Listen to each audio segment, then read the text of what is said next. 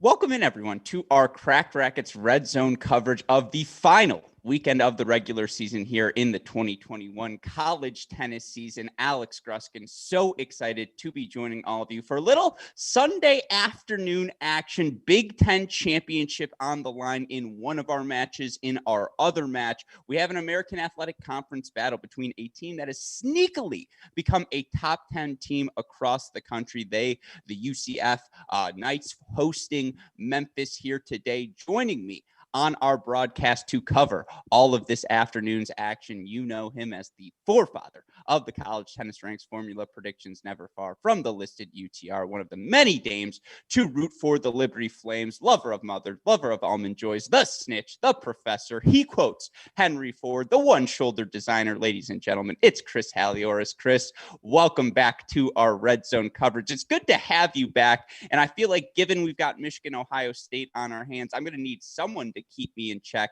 No one I'd rather have do it than you, my friend. How are you doing? I'm doing great. Glad to be back. It's been a little while since we've done this together. So, I'm ready to get rolling. And what a better way to do it than with your Wolverines and a stacked Ohio State team. Yeah, no, I mean, stacked is the word to use, and we'll get back to that momentarily. I had to replace you this weekend, though, Chris. I had to bring in Nina and Gil. You left me for your biking competitions. Crazy to think you've still got any athleticism left in the tank, but obviously I hope you had fun, and it's great to get you back here on this Sunday where, yes, we have two fantastic matches on our hands. The Ohio State Buckeyes playing host to my Michigan Wolverines, the UCF Knights playing host to the Memphis Tigers. We're going to break down both of those matches here before our action gets started at noon. Let's start with the battle for the Big Ten championship, a rematch between these two teams as the Michigan Wolverines knocked off the Buckeyes for the first time seemingly of my lifetime, but in over 15 years earlier in this season. 4-3 victory for them in Ann Arbor. That's the only loss the Buckeyes have had in Big Ten play. They beat Illinois in Champaign, have run the gauntlet otherwise. There are only two losses on the season for the Buckeyes, coming at Ann Arbor and then during the kickoff weekend against Virginia. You look for Ohio State now in the team rankings. They are currently sitting, crazy to think, an Ohio State team's as low as number 26 in the computer rankings, but that's where they are now in the coaches poll. Ohio State enters this match as the number 14 ranked team in the country. You look at their record, I mentioned it, only the 2 losses, 17 victories.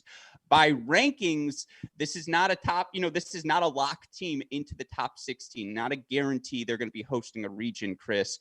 If they win this match, though, it'll go a long way to helping them secure that mark. Oh, come on. They're hosting. I'm not even making it a question. They're hosting.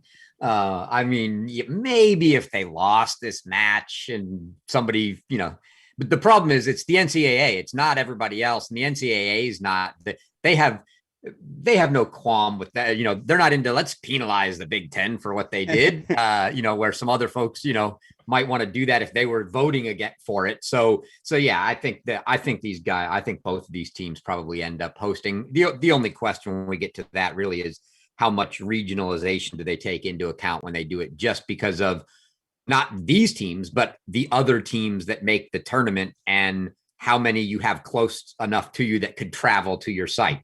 For example, if you had nobody within driving distance of Michigan, doesn't make a lot of sense to let them host a regional because everyone would have to fly there. But other than that, both teams probably end up as hosts. I've got a one-fingered salute that I'm holding for you since we're actually on video today. If this was a podcast, you'd be seeing it right now. But no, I mean, you're not incorrect. And I guess the question is, does the NCAA want 2 Big Ten hosts or do they want 3 Big Ten hosts? And if the answer is they only want 2, then this match becomes that much more important because Illinois, they've banked a win over Michigan. They've banked wins over USC and Virginia. Those are the 3 most impressive wins probably in the Big Ten. Now, Ohio State with the win over Illinois, if they can add, 1 Michigan win here, get a couple victories in the Big Ten tournament, that probably locks it for them. But you look on the flip side of this equation, we have a 14-2 Michigan team that outside of their win over Ohio State, that's really it for them, because kickoff weekend, they were able to play only one match. It was a loss to Baylor, which obviously is a totally acceptable loss. But outside of that, it's been a completely Big Ten centric schedule. And you look for Michigan, number 19 in the coaches poll, but number 30 in the computer rankings. I mean, you talk about it for the Wolverines. They beat the Buckeyes earlier this season. And for them, it was obviously the first win since 2001. So 20 years, not 15 years. I think it was the first win for the Wolverines in the Ty Tucker tenure. But this is a huge one for Michigan. If they can sweep Ohio State, enter the Big Ten tournament as either the number 1, number 2 seed, that goes a long way to locking up their top 16 position. Oh, if you get 2 wins over the Buckeyes, for sure. And you kind of, even though they own the current head-to-head, you kind of figure they're probably behind. They're behind in the coaches poll. They're behind in the rankings, computer ranks. They're probably, trailing at this point. So yeah, if you get that second win over them, clearly you have to leapfrog and be the odds-on second team. And to your question, if there's 2 or 3, I honestly don't think they'll look at it like that. I mean, you've got 7 hosts from the SEC, so why not 3 from the Big Ten? I mean, again, it comes down to, are we penalizing the Big Ten for only having conference play? And I don't think the NCAA is into that. They want the 16 best teams if they can, other than the fact that they just need to make sure logistically it works out. Yeah, I mentioned the computer rankings. I should point out, in our Cracked Rackets top 10 poll, Ohio State number 9, Michigan number 10. So hypothetically, depending on the poll you want to look at, we've got a top 10 battle on our hands in Columbus. And look, there's some healthy lineup chicanery that went into today's lineup for, I'll just say it, the Buckeyes, and maybe a Buckeye fan is tuning in. And by the way, thank you to all of you who are tuning in today. If at any point you guys have questions, comments, please throw them in our YouTube conversation. Super producer Daniel Westoff will relay them to Chris and I. We will discuss them moving forward. We will get into the lineup chicanery as the matches get started at noon. Before they do, I want to quickly touch on our other match, because certainly on paper today, the UCF Knights enter as a prohibitive favorite in their matchup against Memphis. You look for UCF 17-3 on the season. They've won their last 9 matches. Their only losses on the year: 5-2 to Florida, 4-3 to Texas A&M, 4-2 at Georgia. Other than that, they have put together a really stellar season. They got a 4-3 win over Wake Forest at the end of March. They've gotten wins over ranked teams in Arkansas, SMU, Oklahoma State, South Florida, Tulane. You look for them in conference play. I believe they're 5-0 now as they wrap up their conference play this season against Memphis and Tulsa over the next 2 days. This UCF team, you made the case on the podcast, legitimate top 10 talent, Chris. Yeah, I mean, they're a legitimate top 10, and they were kind of like, I can't even remember who you used as the other argument. It might have been Wake. I can't remember, but they're kind of the litmus test for, are you a top 10 team or not? Because they have basically beaten everybody that they've played outside the top 10. And other than Wake, who is now number 10, and they've beaten, and then they've lost to all the top 10 teams, being the 3 you mentioned in Florida, Texas A&M, and Georgia. So they win the matches they're supposed to win. They've lost the matches they're supposed to lose, if you want to say you're the number 10 team. And so, yeah, that's a really good fit for where they're at. The only question for them really is, they've got the Wake win, which is granted number 10, but then everything else is kind of, the 20 area and down. So we haven't seen, that mid-level how do they do with those 10 to 20 teams of the world to see if they really deserve a 10, or are they closer to a 15? Don't know. But Memphis has had a great year, has beaten, like, I don't know, 4 SEC teams, I think. And so that'll be a good test for them, a home match, though. Memphis 9-6 on the year, wins at Ole Miss. They've gotten a win also, I believe, at Alabama. They got their losses. They've been knocked off by they lost at South Florida, losses to Tulane, Tulsa, Oklahoma State, and Wichita State as well. They also lost to your Mississippi State Bulldogs. Don't worry, I wasn't going to leave that one out, Chris. But yeah, I mean, both of these teams certainly going to be in the NCAA tournament. You look for UCF, so much of what they've accomplished on the backs of Gabriel DeCamps, the number 3 singles player in the nation. He's 16-3 at the number 1 singles position this year. Juan Pablo Mizuchi also in the top 125. He's played primarily at the number 3 spot, 12-5 for them overall in doubles. It's been Trey Hildebrand and whomever finding success at the number 1 position. He and Bogdan Pavel, the number 13 team in the country. He and DeCamps, the number 31 team in the country. I mean, for this UCF roster, outside of the number 2 singles position where they're 9-7, they've won over 70% of their matches, Chris, at every singles flight. That's what you want to see heading into the NCAA tournament, right? And as we hit noon here on the clock, we're going to bring up the streams. We'll start in Columbus on court 1. We'll introduce those lineups momentarily. But just to this finishing thought on UCF, we talk about match calculus all the time. Are they a 1-point team, a 2-point team, 3-point team? You probably like DeCamps if you're Coach John Roddick in every matchup you play, but I think I would describe them as a 1+, right? They've got options everywhere in the lineup. Yeah, there's probably not any tremendous lock for them, but yeah, a lot like a few other teams we've talked about where you're not sure, even like a Tennessee, where I don't know that they're going to win, can't lock in anything, sure, but I'm pretty darn sure they're going to win a lot of them. But it could be literally any position. They're not super weak anywhere, but they're not so overly strong. But like you said, yeah, DeCamps has been really good at 1 for them.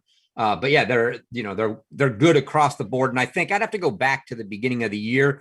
I see, you've got like Kento Yamada, the Kentucky transfer, playing at 4 today. I don't think he was in to start the season. So I think he's going to come in during the year. So that's been a good addition for them. But yeah, I think the DeCamps Matt Story matchup at 1 will be a good one. Matt Story for Memphis, his older brother played there, James, or still plays. And he was a much heralded junior, really dangerous players, had some good matches this year. So I'm looking forward to that one. Yeah, and play already underway there. As of now, it's Hildebrand and Pavel against Cutting and Stevenson, DeCamps and Grassi Mizuchi. The idea of having DeCamps and Mizuchi at 2, that's an awful nice luxury for UCF. They're taking Polaris and Siddow, and then it's Sokolovsky and Yamada against Story and Taylor. So again, we will keep an eye on the action in Orlando. But for now, let's get things started in Columbus. Let's kick things off on court number 1, if we can. We see the players now on court getting the action ready. Let's run through the lineups we have in Columbus, because it wouldn't be a Ty Tucker match, Chris, if we didn't have a little lineup chicanery. You made the point on Twitter in response. It's not a 300 level class. He could teach a master's course in setting a proper lineup here for his team to put them in the best position to succeed. Although I believe we have a switch here, because looking on the board initially, it looked as though it was going to be Kingsley and Cash lining up at the number 2. It was going to be McNally and Cash at number 2 doubles. Given from what I'm seeing here, or maybe I just have the courts wrong, because okay, on court 1 is number 2 doubles. That's my issue. Court number 2, Westhoff, I believe, is number 1 doubles, something to keep in mind. So right now we're on court 1. That's actually our number 2 doubles matchup. So we can start here on court number 2. We can adjust on the fly, because I saw McNally and Cash here on my screen, and I thought to myself, okay, they're playing on court 1. Makes sense. They're usually the number 1 doubles team for the Buckeyes. Not the case today. Here's the lineups we have in store for us for these 2 lineups. It's going to be Boulay and Trotter at number 1 doubles for Ohio State, taking on the team of Fenty and Seymour. Here at number 2 doubles on court 1, it's the team of Cash and McNally, who entered the season as one of the top 10 teams in the country. 11-4 together on the season, 6-3 at number 1 doubles, 4-0 at 2 doubles. You compare that to Boulay and Trotter, who are 6-2 overall, 2-1 at 1 doubles, 4-1 at 2 doubles. Expect anything less, Chris? We start out here with Cash and McNally at the number 2 doubles, taking on the Michigan duo of Beatty and Styler. Beatty and Styler, for the record, on the season haven't played too many matches together. You look overall for them, 2-1 at the number 2 doubles position thus far this season. Yeah, I mean, this is what we thought, as we were saying a little bit before we got going here. I thought they were trying to set this up last time they played. The match before they played, we saw Cash and McNally at 2 doubles, but then they came to this match and Cash and McNally actually played one. This time, I think they played Cash McNally. Did they not play them at 1 doubles the match before? They did. So the last time these two teams faced off, and we mentioned it was Michigan's first victory over the Buckeyes since 2001, was a 4-3 decision for Michigan. Fenty and Seymour 6-4 over McNally and Cash. Styler and Johnston at the time got a 6-4 win over Kingsley and Seelig. It was Boulay and Tracy on that day who got a win at 3 doubles over Beatty and Brown. So 3 new matchups across the board, a couple of different doubles teams for both of these squads to start things out. And we see here again on court 1, which is the number 2 doubles position. It's going to be John McNally to serve first, I believe, on the far side of your court against this duo. I believe this tier, although that looks like Maloney. I don't think that is Styler. I think that's Maloney. And of course, Andre Styler didn't play in his last match for these Wolverines. So worth noting here, trying to get an official confirmation on the scoreboard. It'd be nice if they said something other than Michigan 1, OSU 1 on the, and 2-2, 3-3 on the scoreboard. Put some actual names up there.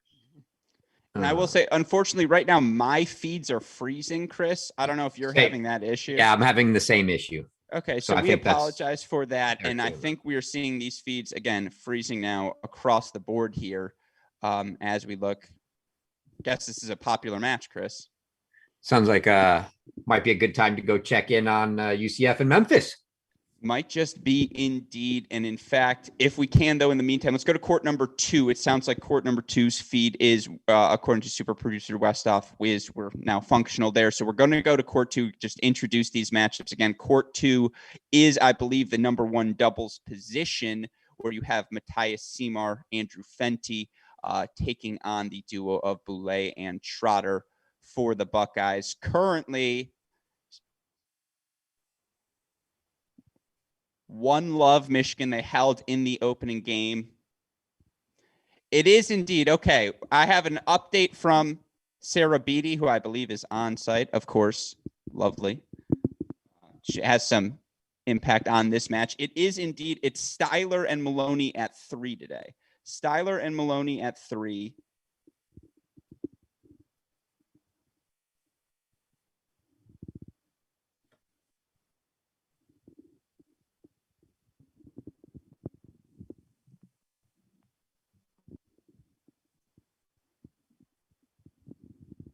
Yeah, unfortunately, my feeds are playing around a little bit.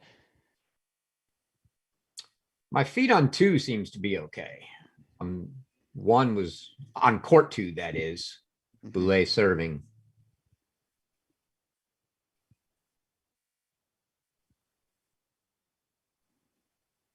Wow. The hands from Seymour there.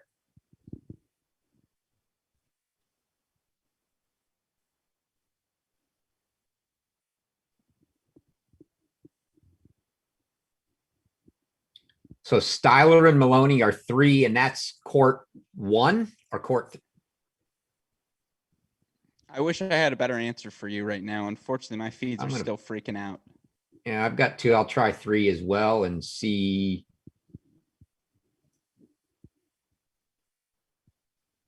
Oh. Court 3 just shows guys standing watching. It's good. That's healthy. So there's no match on 3. So again, as we figure out these courts, we will clean this up, I promise, moving forward. But again, right now we do have matchups across the boards for court 4 is the other. Court 4 is the other, and you've got a lefty serving for Michigan. So you imagine that's Seymour. No, that's not. No, it's Einschreider. Yeah, must be because Seymour and Fenty are on court 2 video feed. Gotcha. So court 4, number 3 doubles. And again, that's the duo of Johnston and the freshman, Aaron Schneider. Number 2 doubles today, Maloney and Beatty for the Wolverines. Number 1 doubles, Fenty and Seymour. I thought you said Maloney and Styler. Oh, Maloney and Styler, thank you. And they are 3 doubles or 2 doubles? I thought you said they were 3. So Styler and Maloney on court number 1.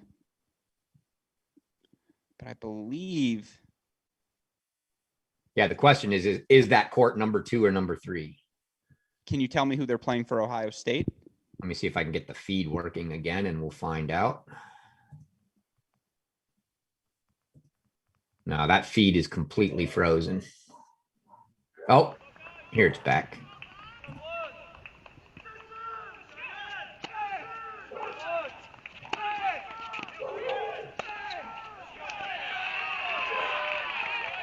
The Ohio State guys are on the far side. A little tough to tell here. Early on, Michigan with an early break at number 1 doubles. 2-love lead for them there. Can definitely see Maloney serving on court 1 for Michigan.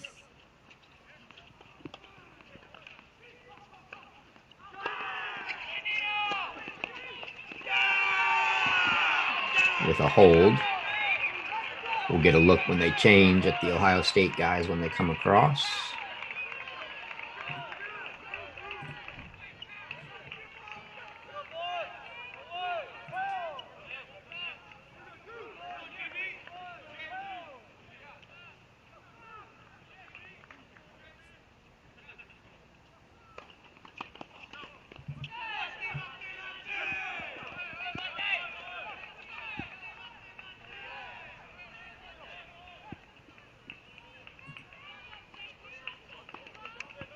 I think I have it down now, Chris, officially.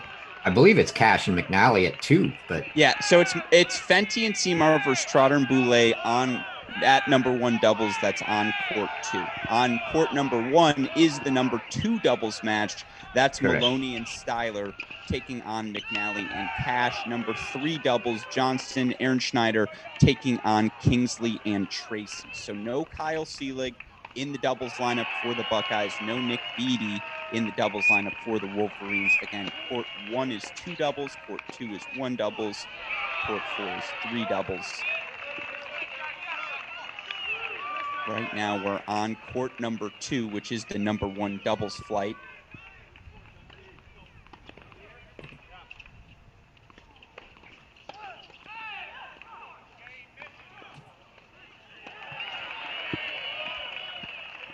You see the big serve from Fenty into the backhand of Justin Boulay. Michigan holds early 3-love lead here on court number 1. Let's go now, Westhoff, to the number 2 doubles position.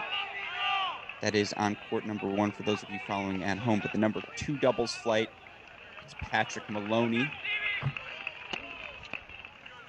serving. I believe the serving marker is incorrect on the scoreboard. It is Maloney serving here. Michigan's up an early break here, 2-1.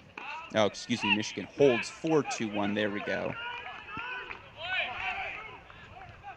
You're on court 1, Gruskin? Where am I? Am I behind? I am behind. You must have been because I saw Maloney hold like a minute and a half ago. So it's 30-15. My feed is off. We're rocking and rolling here. So 30-15 in the service game of Robert Cash. 2-1 Michigan.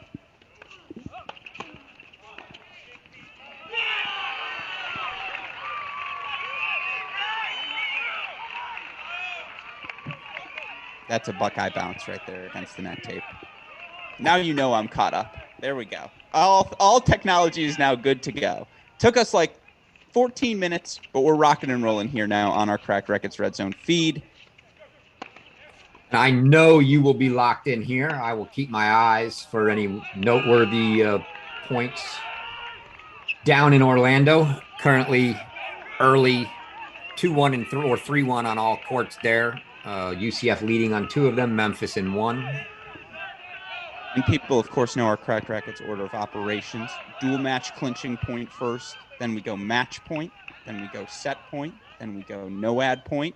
But of course, trumping all of that are Michigan points. So we'll probably stick here in Columbus until we get towards set points. And then as we get to singles in that UCF-Memphis match, we'll start to open things up. Here you see the volley sail long for the Buckeyes. So now deuce point coming up here on court number 2. Currently 2-1 lead for the Wolverines on 2. They also lead 3-love at number 1. They elect to go back to that ad side. Big serve from the sophomore Robbie Cash. He holds 4-2 all. Buckeyes even things at this number 2 doubles position. Head down to the number 3 doubles if we can, Westoff. Check out things in that match. Then it's Tracy for the Buckeyes alongside of Cannon Kingsley. That's a talented young duo. Kingsley, undefeated sophomore for the Buckeyes, 23-0 at the number 1 and 2 singles position. Tracy, only 2 losses this season, 20-2 overall. The freshman has been outstanding. They're taking on Michigan freshman, Aaron Schneider, senior, Connor Johnston.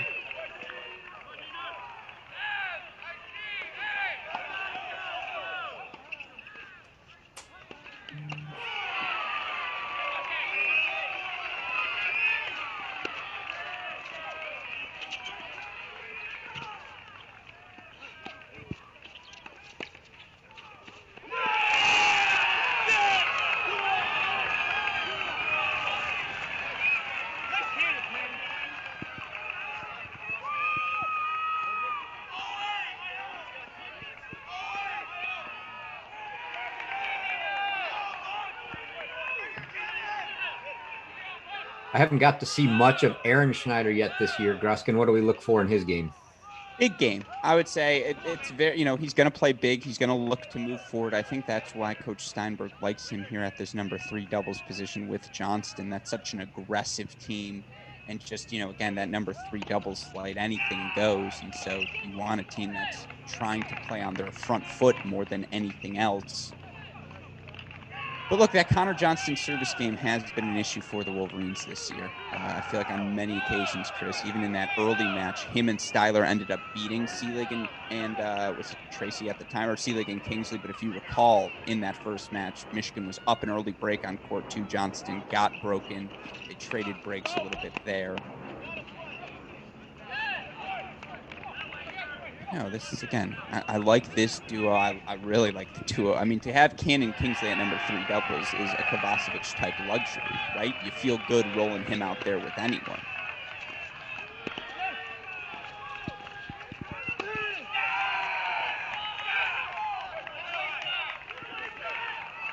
Also, just something for those of you UCF fans turning in. Right now, only 1 play site camera active at the USTA facility for that match. I know right now they've got the wheelchair championships going on as well, so you can understand why the UCF match isn't the highest priority at this moment. But again, we are keeping an eye on that UCF-Memphis scoreline right now. UCF up a break 3-2 on court 1, 2-all on the other 2 courts. So for now, we stick here at the number 3 doubles position.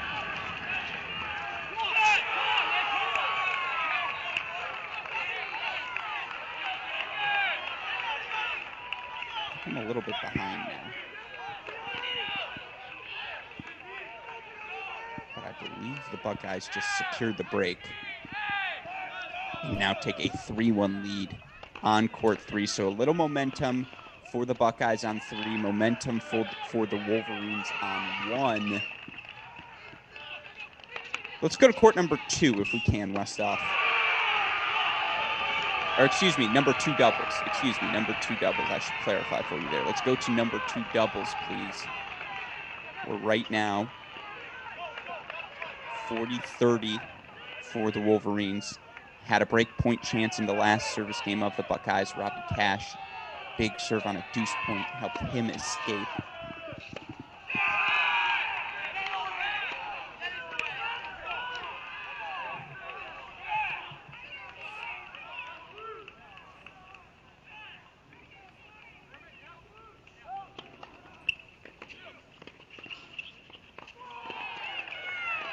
if things keep proceeding the way they are now, it looks like this number 2 doubles match could be the decider. I'm just happy none of you can see my right hand, because anytime a point goes the way of the Wolverines, I give a little fist pump, and none of you are going to have to see that the entire time. I mean, I'm also excited, though, to see these Buckeyes play, because for both of these teams, Chris, and this is a narrative we have going in, and we can switch now west off. Let's go to let's go to 1 if we can, 40-30 for the Wolverines. Again, that number 1 doubles position, Fenty and Seymour. Yeah. That's it, boys. That's it. CD right now. Currently 40-30 for the Wolverines here. Crazy to think, Chris, that Fenty and Seymour, as they hold now, 4-4-1. Let's go back to court number 1 if we can. We'll up that number 2 doubles position now. As Chris mentioned, it does seem to go there, but you look for that duo of Fenty and Seymour, Chris. Right now in the individual rankings, number 36, they're 11-3 overall on this season. I mean, 36 just is low for that duo. That duo is as good as it comes. Yeah, definitely. As with many things for the Big Ten, underrated.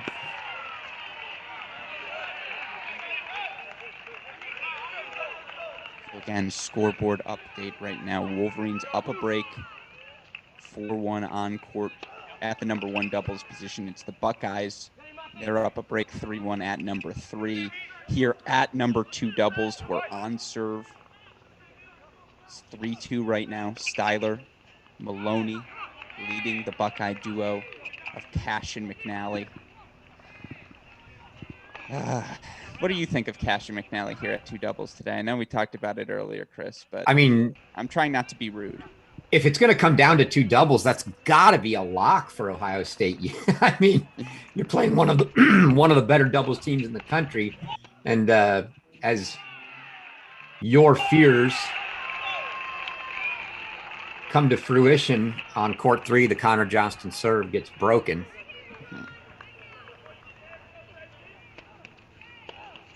That's the thing. Connor does so many things well in doubles court. He's on top of the net. We've talked about it before. His swinging two-handed volley may be the best. They're the most miraculous shot in college tennis these past few seasons. But again, when you're playing the best of the best teams, as you see there with McNally and Cash, a big first serve, then a big first put-away volley. That's the name of the game here at the highest levels of men's college tennis doubles. And that's just good stuff from McNally and Cash. There's a reason they were a top 10 team. There's a reason they were number 1 in the country last season.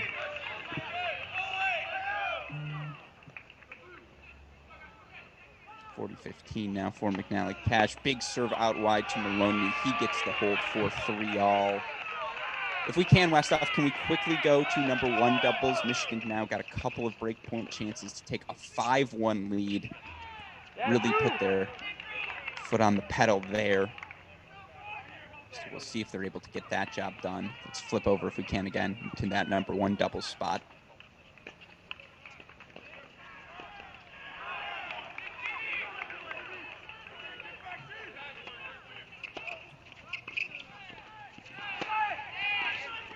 Yep. Wolverines get the break. So now 5-1. They lead on court 1. Let's go! Come on. Let's go. If we can again. Well, let's stick here for now. It's 30-love for Michigan on number 2 doubles. Here we've got the opportunity Michigan close out the first set of the board. Big serve from Fenty. Worth noting, Chris, I believe this is Ohio State's first outdoor weekend in Ohio State of the season. Yeah, the match they played with Michigan State was their first outdoor match at home this year. Mm-hmm. I'm not sure if they had played a road match outdoors yet, but it's definitely the first home outdoor. Seymour missing that volley, I think, just wide. 15-all here on court 1. Again, it's Trotter and Boulay. Overall on the year, they've been pretty darn good. 6-2. They're 4-1 at 2 doubles, 2-1 at 1 doubles. But again, a little chicanery from Coach Tucker. Fenty and Seymour making him pay for it, at least at this position. Now 30-15. Although, again, if you're a Buckeye fan, you have to love the dynamic you have right now. 4-1 lead at number 3 doubles. On serve at number 2, but you've got McNally and Cash on that court. By the looks of it, looks like Michigan was able to hold 4-4-3 there. So still on serve. We'll go to that court after we see how this game ends. 30-15 for Andrew Fenty. Yeah, I'm not sure that Michigan's necessarily making Ohio State pay for anything, as I would say 1 doubles was a complete submission. They might as well have conceded the match. You have to play it. You have to play it, obviously, but that's the theory in the lineup is concede 1, get the win at 2, and we like our chances at 3. Again, it's a master's course Ty Tucker teaches in lineup chicanery. 30-15, I believe, here. Again, for Fenty and Seymour. Duo earned a win over Cash and McNally the first time these two teams played.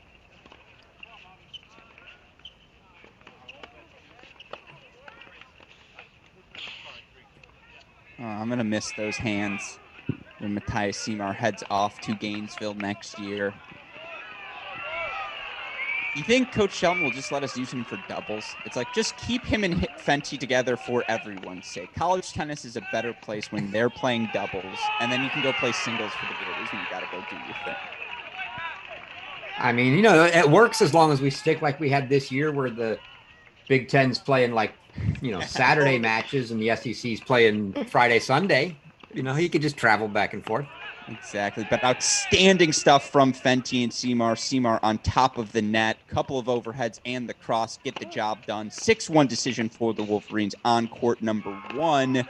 Wolverines held for 2-4 on court 3. So let's go back to number 2 doubles, Westhoff. That's court number 1 for those of you following on a side stream at home. Maloney, Styler taking on McNally and Cash. Right now, Robbie Cash, 30 love in his 3-4 service game here. Meanwhile, I will point out 5-3 Hildebrand Pavel, 5-2 DeCamps Mizuki. Not the best play site access over there right now. We are expecting things to open up in singles, so we'll hop over to Orlando later on here in our Red Zone coverage. We're going to focus in Columbus as we reset. Michigan, Ohio State, part 2 here in 2021. Michigan 14-2. Ohio State, I believe, 17-2 overall here this season. Both of them outside the top 20 of the computer rankings, inside the top 20 of the coaches poll. Today's match could go a long way to securing a round of a host site, I should say, for the upcoming NCAA tournament.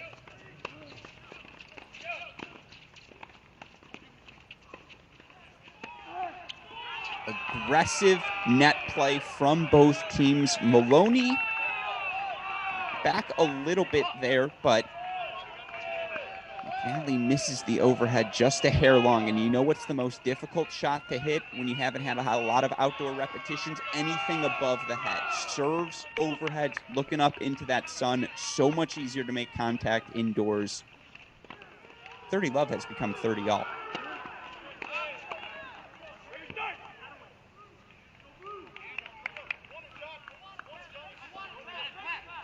By the way, Michigan breakpoint chances on court number 3 as well. Maloney goes for the big forehand down the line.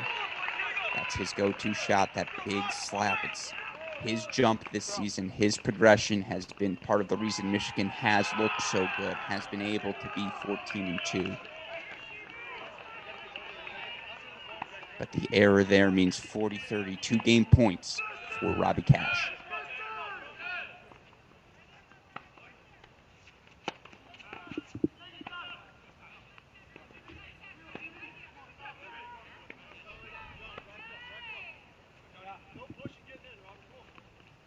It's moments like these that I miss Dave Schilling more than anything, Chris. Something tells me Dave's either there or watching, one of the two. 100%. Unless Dennison has a match today. He is on court. He might be on court today. He's like, I need a sabbatical from Dennison just for one day. I got to go help my boys get their act together.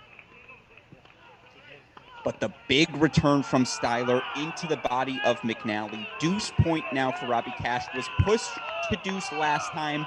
They went to Styler as well. It was a big serve from Cash. Let's see what he's got this time. Wow. Cash lets that ball go by him. It drops just in. Michigan with the break lead now. They'll serve for the doubles point here at number 2 doubles. 5-3 for Maloney and Styler.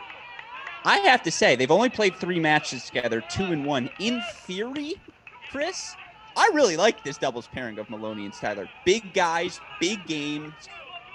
Fun tennis. But you have to like it if you walk into Ohio State and beat Cash and McNally for the doubles point. I mean, I like anything from them right now. Yeah. I'm trying to keep the Michigan slappiness to a minimum, folks, for the record. This Ohio State team, I hope I've emphasized, again, to have Cash and McNally here, a luxury.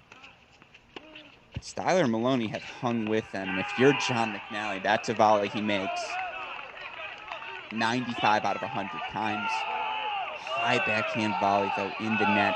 15 love now, remember. 4-3 decision for the Wolverines in Ann Arbor. They took the doubles point. That was critical, as we saw a bunch of competitive singles matches there. 3 points away now in the service game of Andre Styler. Big serve down the tee, make it 2 points away now for the Wolverines. Worth noting, 6-2 double set for DeCamps and Mizuki. Hildebrand Pavel serving for the set now at number 1 doubles in Orlando. So UCF 15-30 in that 1 doubles game, but looks like they're closing in as well. Michigan also got the break back at number 3 doubles. So it's all Wolverines right now. Styler, Maloney. It took us 10 minutes to figure out who the doubles team was. It took us 10 minutes to figure out what court everyone was on. But all of the sudden, quadruple match point for the doubles point.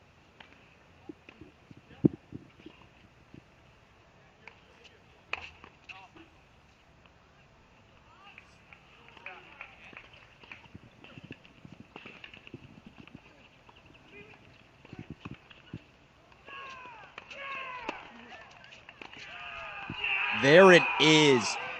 Michigan goes to Columbus, takes the doubles point. They get a 6-1 victory from Fenty and Seymour at number 1, and now a 6-3 victory for Styler and Maloney at the number 2 position. Unfortunately, looks like we're having some technical difficulties on Chris' side, or maybe he's just eager to take that quick bathroom break that all of us are going to do real fast as we prepare for the singles action to come. Worth noting again, as we are red zone wide here, Hildebrand and Pavel broken serve actually. 5-all. Westhoff, do we have a stream of number 1 doubles? You let me know. In the meantime, I want to talk about the impact of this. Actually, you know what we're going to do? We may have a stream available at UCF and Memphis, but we're going to reset things. We're going to make sure everything is ready to go technically on that side. Actually, Westhoff, do we have UCF? You can let me know. Just give me that quick chat. Do we have that number 1 doubles position of UCF and Memphis still playing? Again, it's 5-all there on court number 1. He can let me know. In the meantime, we do. Let's go there now then, Westhoff, while we wait for Chris to hop back on the stream. Again, some technical difficulties on our side, but here at number 1 doubles, set the scene now in Orlando, and again, it's Michigan 1-0. They take the doubles point in Columbus. What a result there. As soon as Chris is back on the line, I promise we will talk about it. But Hildebrand and Pavel had been up a break for the majority of this first set. And Hildebrand and Pavel are one of the top 15 teams in the country. You look in the doubles rankings right now, that duo, I believe, ranked number 13, taking on a Memphis team that I believe does not have any. They do actually in Stevenson and Cutting, the number 28 team in the country, 7-5 overall. They are your number one doubles team here today for Memphis, and right now 15-30 in the service game of these Memphis Tigers. It's also 5-3 Memphis on court number 3. Story, who's going to play number 1 for them, and Taylor up on Sokolovsky and Yamada. So again, 30 all here. Now, shout out to you, super producer Daniel Westoff, for getting us 2 sites wide here. We're so excited to be able to do this at Cracked Rackets. I have to give a massive shout out to our friends at UCF, and a shout out to Chris, who, when he comes back on, I'll thank in person. It was a message to John Ronick, simply, can we do this? And he gave us the green light. And so shout out to him. Now it's a little simpler when, you know, your TV contracts aren't tied up with ESPN, and some of the bigger conferences are. But we try to do this for as many schools as we can throughout the country. We're trying to not just broadcast the Big Ten matches, the big schools, but some of the outstanding talent you can find in the non-Power 5 conferences. And you look at the American Athletic Conference, I believe they had 7 ranked teams at one point earlier this season. Certainly that's more than the Big Ten has. And so, you know, again, high quality match here in Orlando right now. Cutting and Stevenson, 40-30 game point for them. We have Chris back, I believe. Chris, can you hear me? I can hear you. Can you hear me? I can hear you. Welcome back, my friend. Were you so overwhelmed by Michigan taking that doubles point you just didn't want to deal with me in those immediate 5 minutes? I lost it at like 30-15 and everything froze and still rebooting. So I'm in on the other machine while we try to come back. But I guess that means Michigan did indeed close that out, huh? And we can see your green screen, just so you know. You're going to see this live. These are the mechanics behind it all. But Michigan did close it out. In the meantime, we are live in Orlando on our broadcast. Cutting and Stevenson for Memphis, number 28 team, I believe I just said, in the country. Or, excuse me, number 28 team in the country.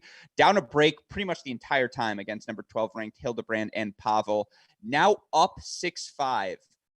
And you look at across the board right now, UCF took the number 2 position, 6-2 win from DeCamps and Mizuchi. Story and Taylor, a 6-3 win over Sokolovsky and Yamada for Memphis at 3.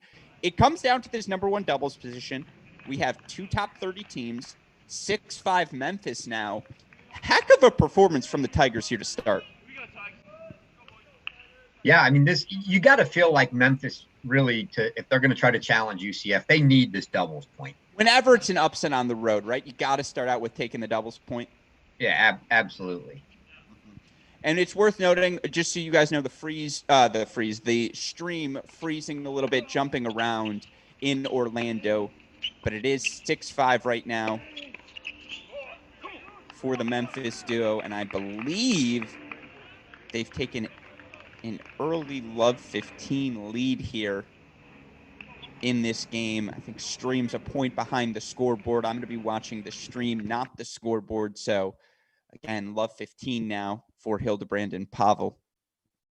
I like Trey Hildebrand's game, by the way. He was a highly touted recruit as well coming into college, starting to deliver the goods for Coach Roddick. And wasn't it an all UCF singles final at the ITA Masters with Hildebrand in there? Right, it was Hildebrand versus DeCamps. Yeah, so that's, a nice luxury to be playing a guy like that at 5 singles now. It was funny. I think it was yesterday we were talking. I'm trying to think who the other player was. Oh yeah, because both Kucherman and JJ Wolf came up. And right between the two of them, they had 3 losses in 2019 and 2020. And our trivia question was, who provided 2 of those losses? Can you answer the trivia question? I bet you can. JJ Wolf beat JJ Wolf and Daniel Kucherman in both 2019 and 2020. Didn't beat them both, beat them across the course of those 2 seasons. Wow, Nuno didn't play Kucherman, did he? I was going to say it's Nuno. It is not Nuno. It's Andrew Fenty. Oh. Who beat him at the indoors and then beat J.J. Wolf at the Big Ten conference match. But again, the feed is freezing a little bit here in Orlando, or at least my feed is freezing. I don't know if that's happening to you guys, Chris. It is a tiebreaker now. Hildebrand and Pavel ended up holding, so 1-love, they lead in that breaker. Westoff, how's the stream on your end? Still looking good? You can let me know. Yeah, I've still got things coming up here, so... Well, that's half the fun. Right as we figure things out in Columbus, we head down to Orlando, and it would have been weird if we didn't have some technical issues. So, again, it freezes like every 2 minutes. But we'll stick here through the end of the tiebreaker. Meanwhile, as we're watching this breaker unfold, Chris, it's time for us to discuss what just happened in Columbus. Lineup chicanery from Coach Tucker. He plays Cashin McNally at 2, has Boulay and Trotter jump up to the number 1 position. Doesn't matter for the Wolverines. They get a 6-1 win from Fenty and Seymour. We can say that was expected, but Styler and Maloney, 6-3 victory at number 2 doubles. Michigan now 1-love lead heading into singles. Your thoughts on just the Wolverines here to take this doubles point, to beat the Buckeyes twice in a row in doubles? Shocking.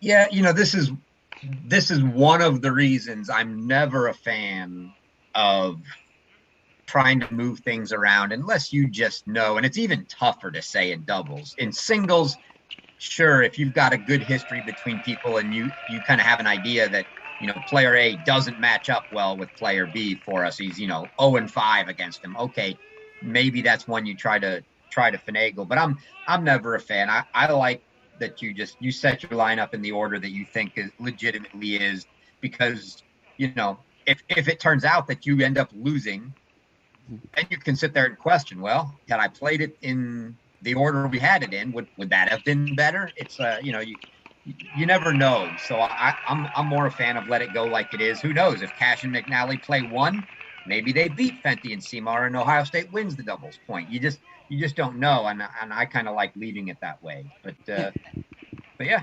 No, a lot of times we talk about what a school does wrong. It's very easy for me to talk about what a school is doing right. And in this case, for Michigan, I mean, Fenty and Seymour, you feel good about them going into every match if you're Coach Steinberg. But to have Maloney and Styler, who have played great thus far this year in singles, but come together, 4th match as a duo, get a win over Cash and McNally. And then, Johnston and Aaron Schneider were fighting at that number 3 doubles position as well. They had gotten the break back. It was 3-4. Now, it was the Johnston service game, but it was 3-4 on serve.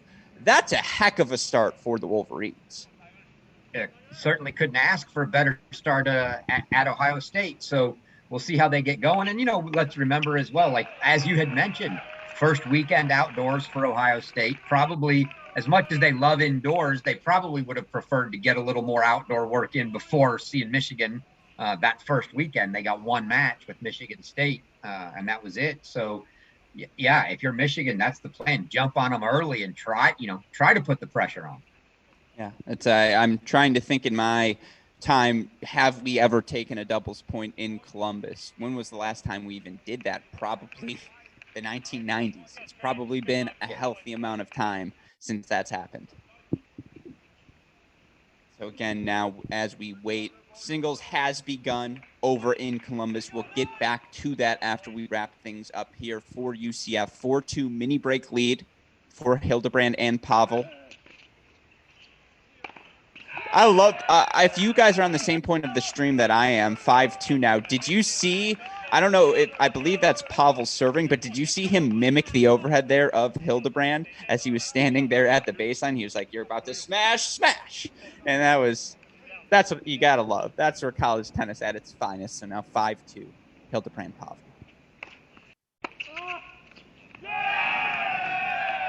Feeling it now are the Knights. And you worry for Memphis to get this close in doubles, have that emotional boost, the adrenaline starts pumping, and then you drop the tiebreaker. That hurts always. It gives so much energy. Again, you say you can throw the doubles point away. a lot of momentum goes into it. Big serve there from the Tigers. But now 3 match points still, 2 on serve for the UCF duo of sophomore Trey Hildebrand and sophomore Bogdan Pavel. Believe that's Hildebrand now, serving on the near side of your screen.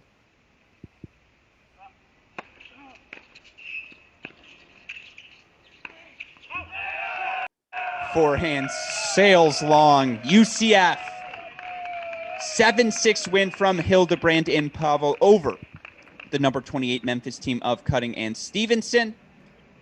And UCF takes a 1-love lead heading into singles play. We'll get back to Orlando as singles play opens up there. Let's head back to Columbus now, if we can, super producer Daniel Westoff. And let's just start out. And I believe things going to be a little bit more straightforward for us following the streams at home. Court 1, 2, 3, 4, 5, 6 now, all properly labeled with the corresponding singles matches that are on them.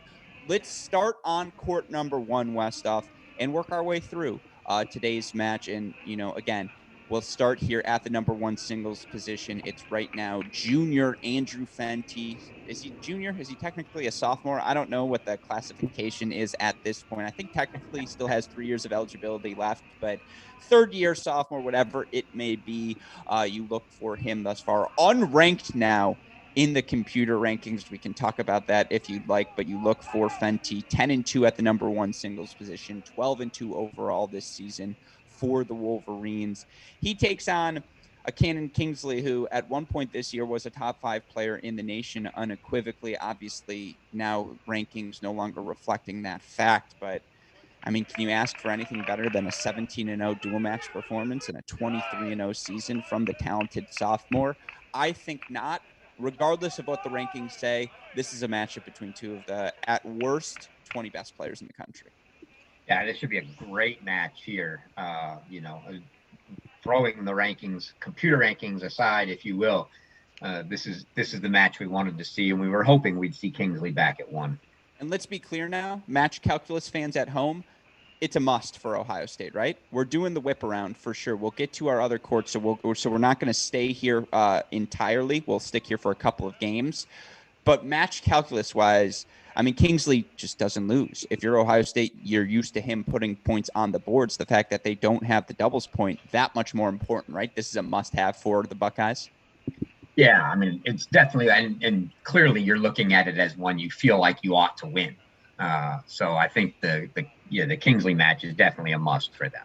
And Kingsley knocked off Fenty in Ann Arbor 7-6, 6-4 earlier this season. At the time, Kingsley was number 5 in the country. Fenty was number 14. So a little bit of context there. Again, it's still very early here in these opening sets, but right now it is indeed Fenty. 15-30 in his opening service game against Cannon Kingsley. Let's stick here for this opening game because you look right now, Buckeyes getting off to strong starts going to be so critical for them. And I can see here already they're off to a couple of break leads on a couple of courts. We'll get back to those break leads, get back to those courts as we do the whip around. But anytime you get 2 players of this quality on the court sharing a match together, we should stick here just for a hot second. So again, Fenty right now, 30 all, now 40-30 in his opening service game against Cannon Kingsley.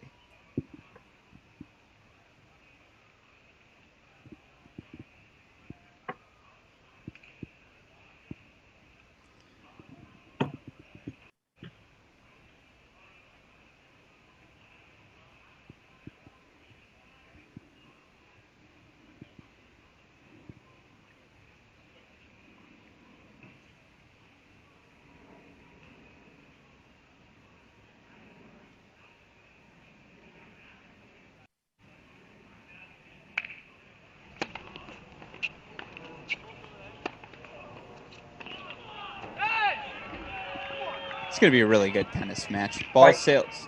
I missed Gruskin at the before the match started when they had tweeted lineups out. Boulay was listed where? He was listed above number 4. It went Trotter, Boulay, Seelig, Tracy. Okay, so they pull Boulay and Seelig and Tracy slide up and Cash in at 6. Got it. So we will get down to the bottom of the lineup now shortly. Fenty holds 4-1 all. With that in mind, Westhoff, let's switch gears here. Let's go to court number 2 as we rip around the board. It is senior John McNally. Is he a senior technically? He's definitely a senior, right? Like, that's unequivocal. He's got to be at this point senior for the Buckeyes, friend of the program here at Cracked Rackets. He's taken on second-year freshman. Again, second year. I'm just going to go by years they've been there. He's taken on second-year Andre Styler. This is also a rematch, and I believe it is your only other rematch from the first duel. At that point, it was Styler reversing the decision. At the time, Styler was number 28 in the country. Here, he earned a 7-6, 6-4 win indoors over, at the time, number 11, John McNally. So again, these top 2 positions, only 2 repeats from their first matchup. McNally just held 4-1 all here on court number 2. If you're Michigan, again, not to get all match calculus-y here, we're in the first match, when you're drawing up the board, this is one you think you can have.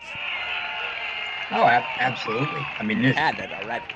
Yeah, you're trying to go early, so and you're the Michigan guy. What do you like as your 3 best chances? I mean, certainly you're not going to say you like your odds against Kingsley, right? I mean, you're never going to like your odds against Kingsley. So we'll take that one out. Yeah, it's tough for me. I mean, I don't like my chances against JJ Trace. Yeah, and not at all. And he's up to the number 5 singles position today. I believe he played 6 the last time these 2 teams faced off. I mean, Beatty's been such a rock for the Wolverines, right? And in these tough matches, you always like it when things come down to him. But outdoors. Well, it doesn't matter because that forehand transcends, right? I mean, again, the January Nick Beatty rule no longer applies. It's just all season long. He's proven that this year.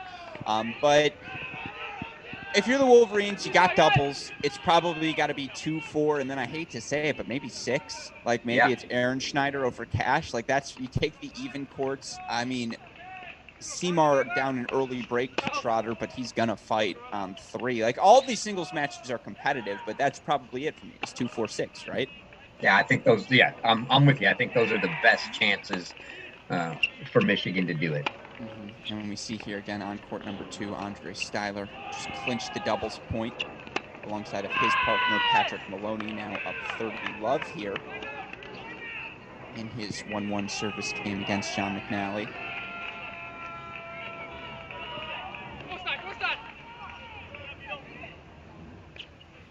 Styler 7-3 overall on the year, 6-3 at that number 2 singles position. Meanwhile, McNally, another stellar season for him. 18-3 overall, 6-1 at number 2, 7-2 when he's played number 1. And of course, both of these guys are going to play power tennis. They're going to look to dictate, look to move forward, be the aggressor. Match could 100% be a 7-6, 7-6 sort of affair.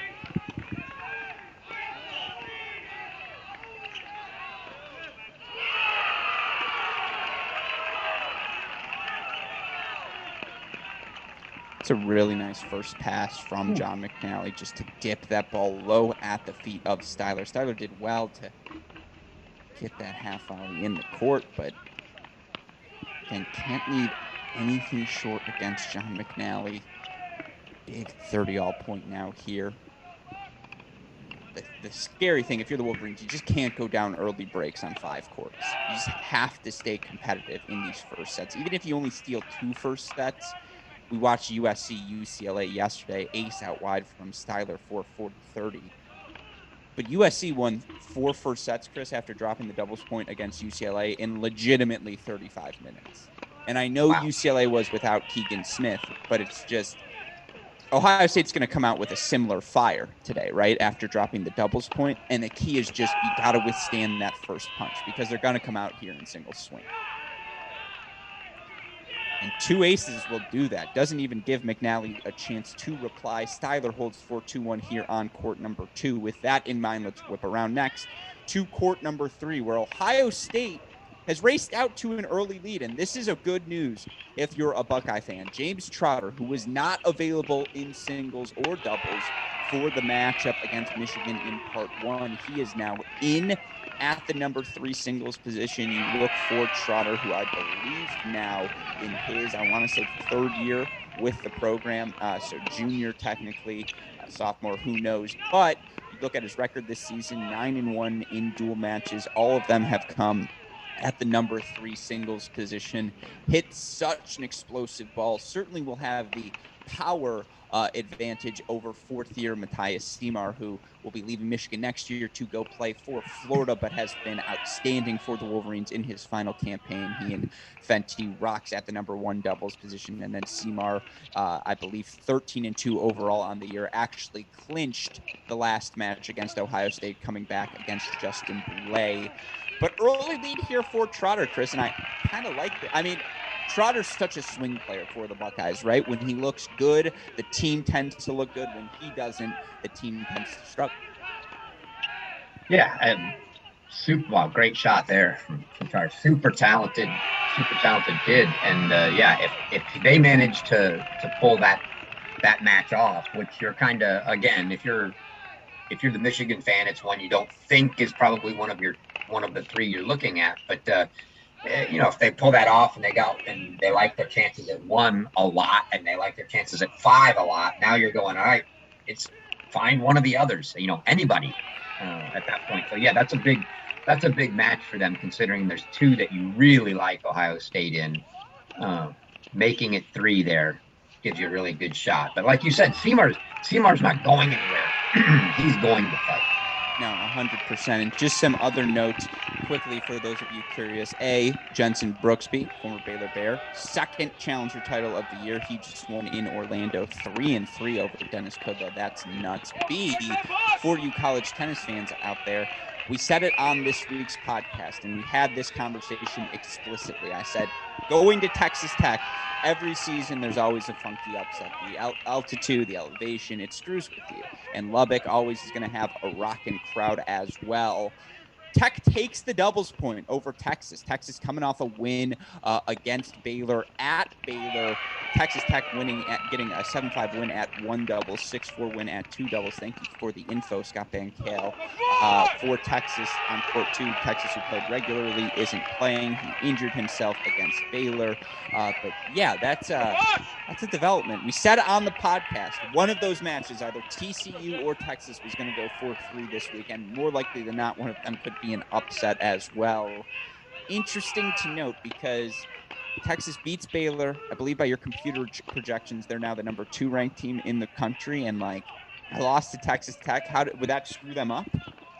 Oh, I mean, it certainly, yeah, it's so close up there. It certainly would bring them back down. I'd have to go punch it in, but yeah, it would make for a very, very interesting, set of events in the rankings. It's kind of interesting. I spoke to Coach Whitehead after that match Friday when they didn't pull it off, and I said, I said to him, you guys seem to pull off that one big upset in Lubbock every year. There's always one, right? Are we gonna get it? And what he said was, hey, we missed a chance today. We got Sunday to give it another shot. So I know they're looking forward to it. But yeah, as you said, it's every year, in Lubbock, somebody gets beat. And this is the last shot for that to happen, barring them hosting an NCAA match. So we'll see if they can pull it off today.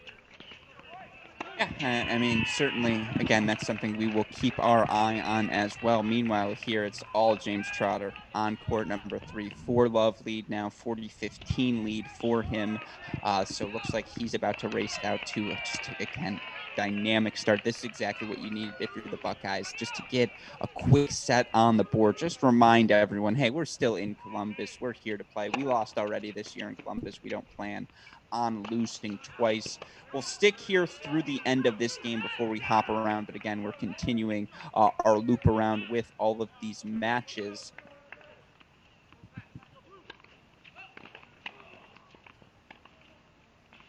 My court 3 is being difficult as well. I don't think. Yeah, it's freezing a little here and there, but as we're on court 3 and you keep speaking of Seymour, I feel like I should play a game, Gruskin, as I look down and I get a text message from one of the coaches / friends of friends of the family here who asks me, "Are you wearing a Gators hoodie?"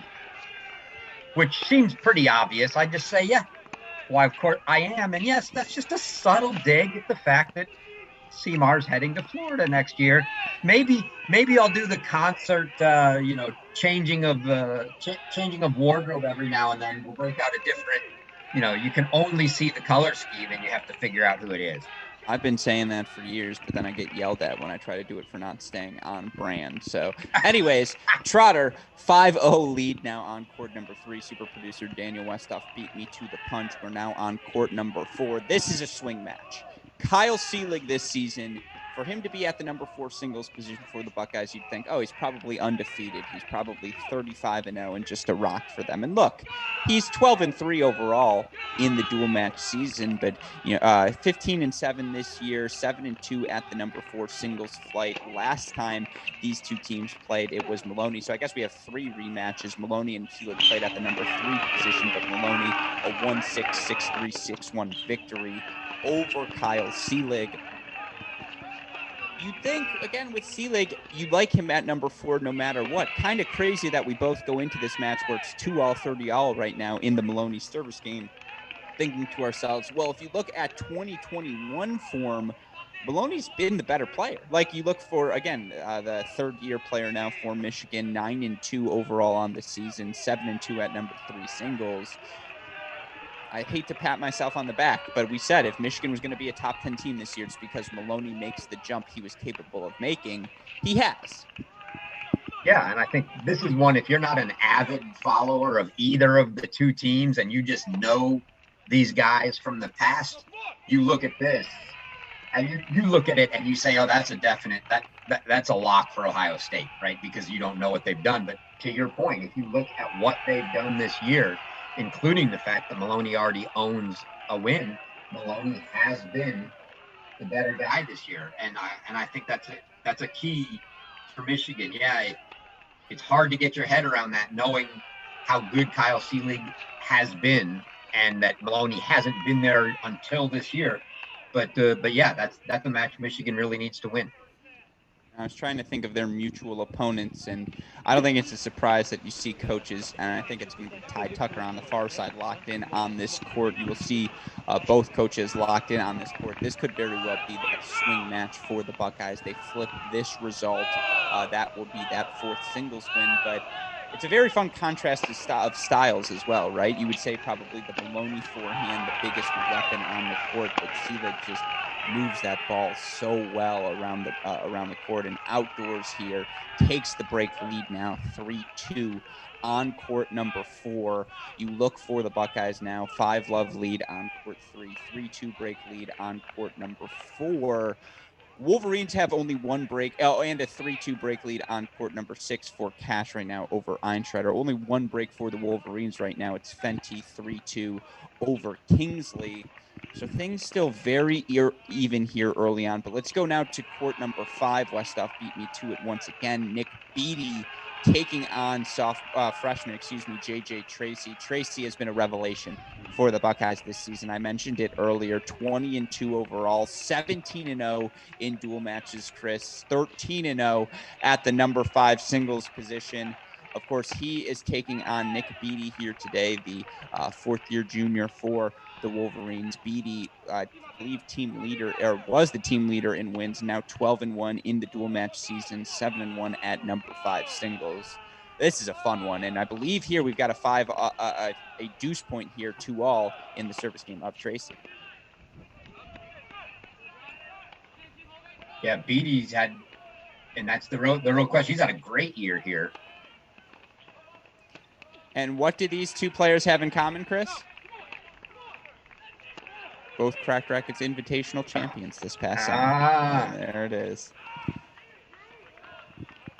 So now I believe, okay, so I was a point ahead, excuse me. Scoreboard said deuce point. That was a break point for Beatty. Now a deuce point. I am not ahead. I'm not going to look at the scoreboard. I'm going to watch this live with all of you. And, of course, the jump from Nick Beatty these past 2 seasons is, you could argue, legitimately what's taken Michigan from top 25 to top 15, right? The fact that he's been a rock for them at the bottom of the lineup. And you can see why. Backhand cross-court return winner. Are you kidding me? Just silly stuff from Nick Beattie. He takes the lead 3-2 here now on court number 5. I promise you we're going to get back to this match later on. So let's just quickly jump now to 6 Westhoff to complete our loop around. Nino, Aaron Schneider. Hope I'm saying that right. I apologize to freshman for Michigan. Obviously came a little bit after my time, but Aaron Schneider down 2-3 to second-year player for the Buckeyes, Robbie Cash. You look for Cash. I believe he is on serve here now with that lead, but currently trailing 15-30 in his service game. So again, competitive matches right now across the board here in Columbus, Chris. Anything jump out to you as surprising, I suppose, through these first 30 minutes of singles? I mean, the biggest surprise to me is Fenty 4-2 on Kingsley. I mean, that's a great start for him. Wouldn't have seen that coming. You know, big lead for Trotter. Not overly surprised with that. And everything else, you know, all matches 3-2 one way or the other. Some are breaks, but I think everything else we kind of expect some tight ones here. I'm not sure how long I can watch this court 6 that looks like we have, you know, forest fire fog on the left half.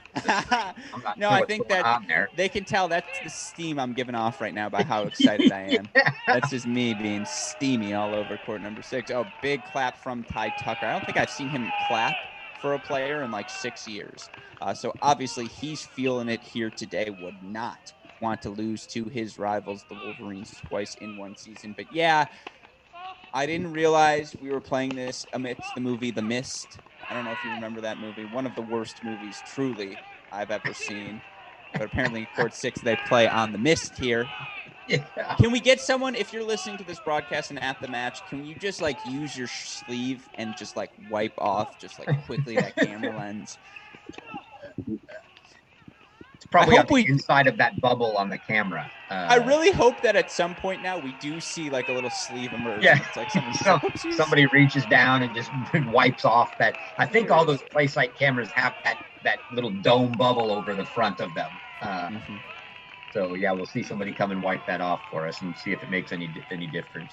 It is certainly fascinating to see, though, our Aaron Schneider be the pick, not Bickerstaff, who's played the majority of the matches at 6 for the Wolverines this season, and he's 8-4 compared to Aaron Schneider's 3-0, Johnston 2-3 in dual matches.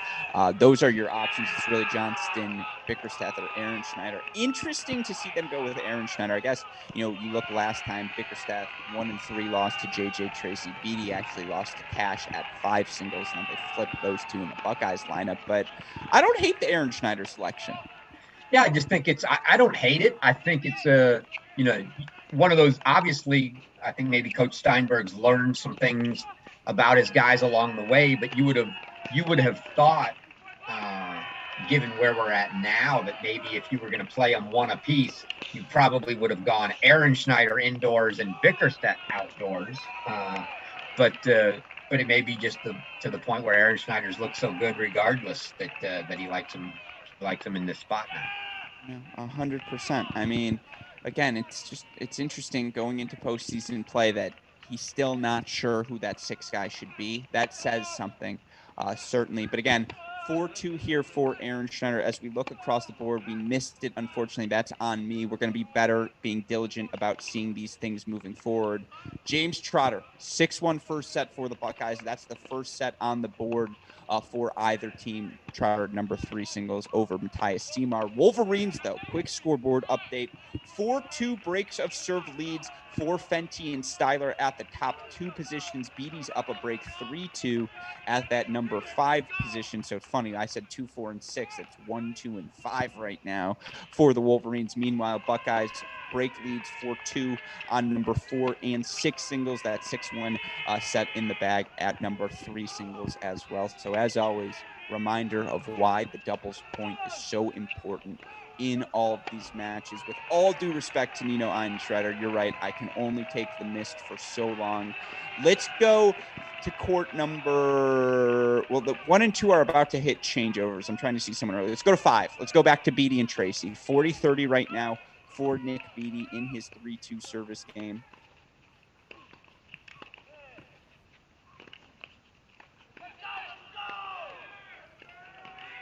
big ace out wide gets the job done for Beatty. So he consolidates the break.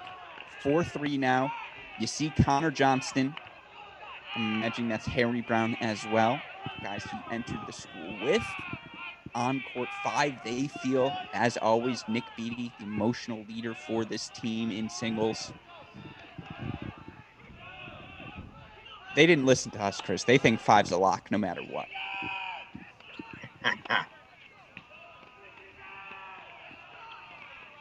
Well, I just like if Beatty can hang here, I like if this should be a fun match. Tracy's so good too, but man, that Nick Beatty forehand, indoors, outdoors, it doesn't matter, Chris. It's a weapon. And I think that's the way he's got to play that match. He can't sit back and just try to, baseline rally with Tracy. That'll be a long day. He's got to use that forehand weapon that he's got when given the opportunity, and just be smart about knowing when he's got the right opportunity and not forcing it. And I'm not saying JJ Tracy's backhand is bad by any stretch of the imagination when I make this next comment, because he's very proficient off of that wing, but it is the flatter stroke. It is more the placeholder. The forehand's the side he wants to be doing damage with as well. And Beatty's going to go heavy into that backhand wing. He's the lefty as well. So it's a very interesting contrast of styles here. But overall, again, should be some fascinating tennis here on court 5. And look for Beatty to make this match physical, by the way. He is the fourth-year senior taking on the freshman in Tracy.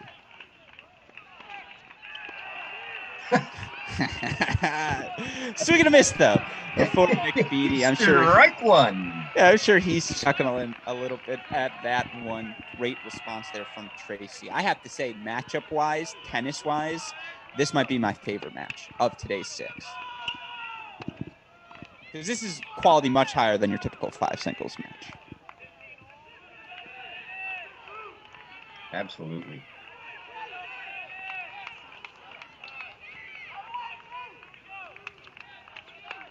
By the way, heavy action, or I should say heavy leads for UCF across the action.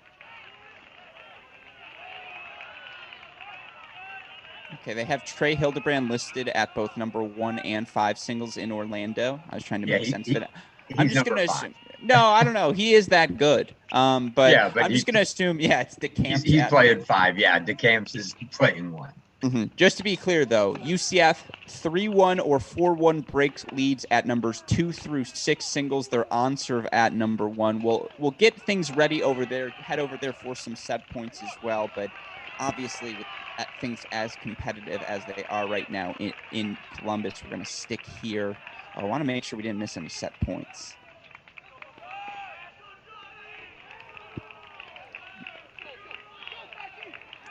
We have not thus far, although 5-2 leads now for Seelig and Cash in their first sets. So we'll stick here through the end of this game. Afterwards, Westhoff, I know, again, I apologize to our fans. We're going to go to court number 6, where Robbie Cash, 5-2, 15-all. He's serving, so be ready to go to 6 as soon as this game is done. 40-15 right now for Tracy.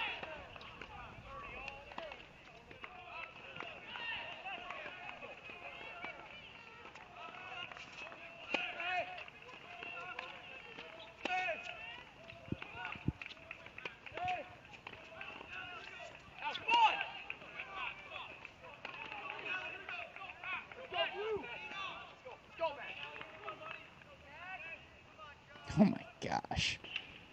What a freaking forehand from Beatty. Yeah, when Beatty gets full extension on that forehand, it's good. Tracy's managed to get him kind of handcuffed a little at hitting the ball in tight a few times where he can't put so much on it. But if you give him time and let him get that extension, I apologize, Tracy fans. You guys know the order of operations. Westhoff, can we go to court 2 right now? Court number 2, Andre Styler, 5-2, 30-40 in the service game of John McNally. He's got 2 set points now. Again, if we can go to court 2 right now, Westhoff, set point for Andre Styler. One of 2 set points, I should say, for Andre Styler.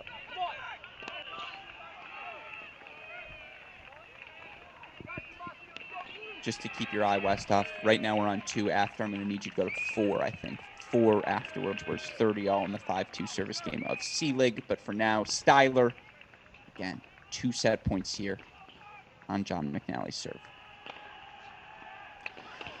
Well, that's a nice way to erase one. Ace out wide. Looked pretty as well. Styler plays the ad side in doubles. Gonna elect to go back there. He says, you aced me once. He did some quick math in his head. Says, odds say you're not gonna ace me twice. Deuce point coming now for McNally.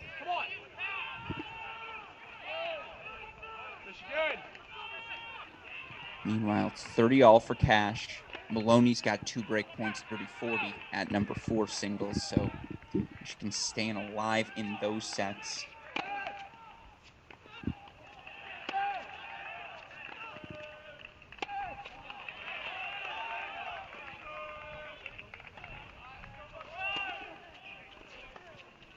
McNally holds 4-3-5, so still alive there. Let's go to court number 4 if we can, Westhoff, where I believe we've got a deuce point coming up in that Seelig Maloney game.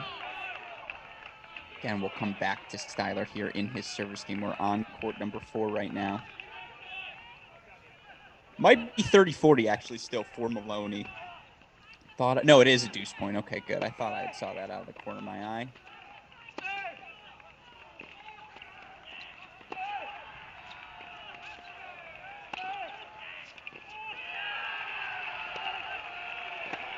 Gets the backhand pass low at the feet of Patrick Maloney. Discipline, the name of the game for Kyle Seelig. Now, he took a 6-1 first set over Maloney the first time they played, but 6-2 set for him once again here today. That's a set on the board. Can go to 6 Westhoff for the Buckeyes. First 2 sets, by the way, off the board, both going to the Buckeyes. Let's go to 6 right now. 5-2 deuce point for Robbie Cash as he's serving for the first set against Aaron Schneider. Again, this is where the red zone feature is my favorite. We get to jump set point to set point here. Apologize for the lack of continuity. A lot happening in this match.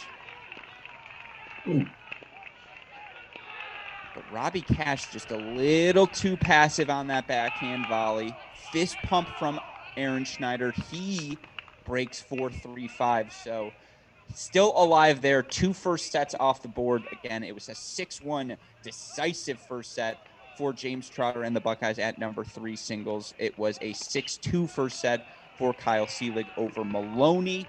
Right now, Wolverines 5-3 leads on courts 1, 2, and 5. And in fact, with that in mind, Westhoff, if we can, let's go back to court number 2 where Andre Styler is serving for his first set against John McNally. Chris, I know I've talked a lot there. I boxed you out for a little bit. I apologize, my friend. We're now an hour pretty much into this singles play. Your reaction to what we've seen thus far in Columbus? Yeah, it's kind of looking like a 3-3 split, first sets. If we get there, I would say is pretty close to what you would anticipate from these two. So I don't think any big surprises. We'll see if Seymour, important for Seymour to get off to a decent start here in the second his after going down so quick. And the same for Maloney. The Maloney set didn't quite seem to be as one-sided as the score indicated. But Seymour did go down really quick, so he needs to fight back. But yeah, a couple chances for the Wolverines to serve sets out here on 1, 2, and 5. Fenty going to have a chance to serve for the first set at 1 as well.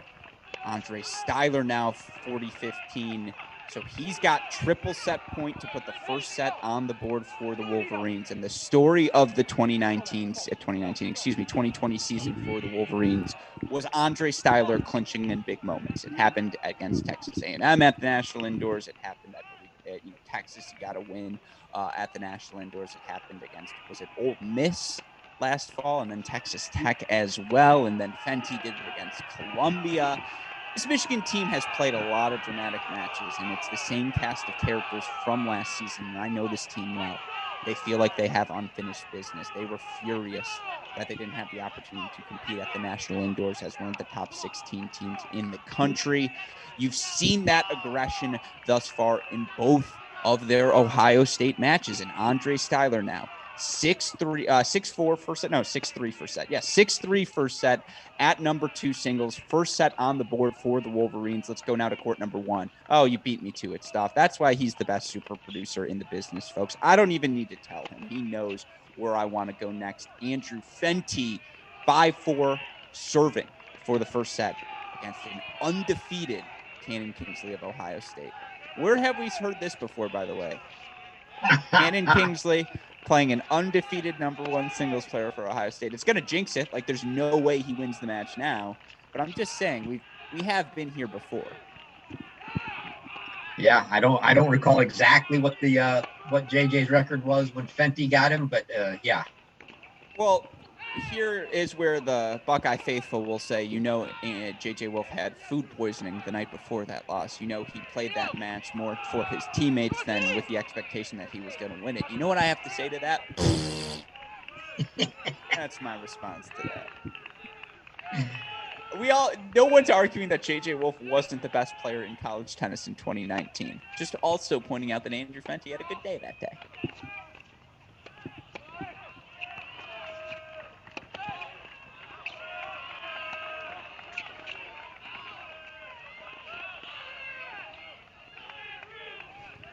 We have a couple of comments here that I want to address. Got one from Riley Smith. Thanks for the content, guys. Love what you do for college tennis. Riley, I love what you do for college tennis. So thank you for tuning in. Thank you for filing my taxes on Friday. That was very helpful. I got my returns back already. You're a beast. I mean, how hard is it to do 0? I mean, come on. That's good. Somewhere my dad's, Chris is right, Alex. You could become a little bit more financially literate. Yeah. We actually, we don't have to do that right now. Let's focus on the tennis, not my tax situation. Anyways, Andrew Fenty here now. Triple set point, 40-15. This would be a second first set for the Wolverines. Aaron Schneider, by the way, held 4-4-5, so this would even things at 2 sets apiece, with Beatty up 5-4, serving for the set, and Cash up 5-4, serving for the first set. So legitimately, as expected, dead even through the first hour of singles here in Columbus.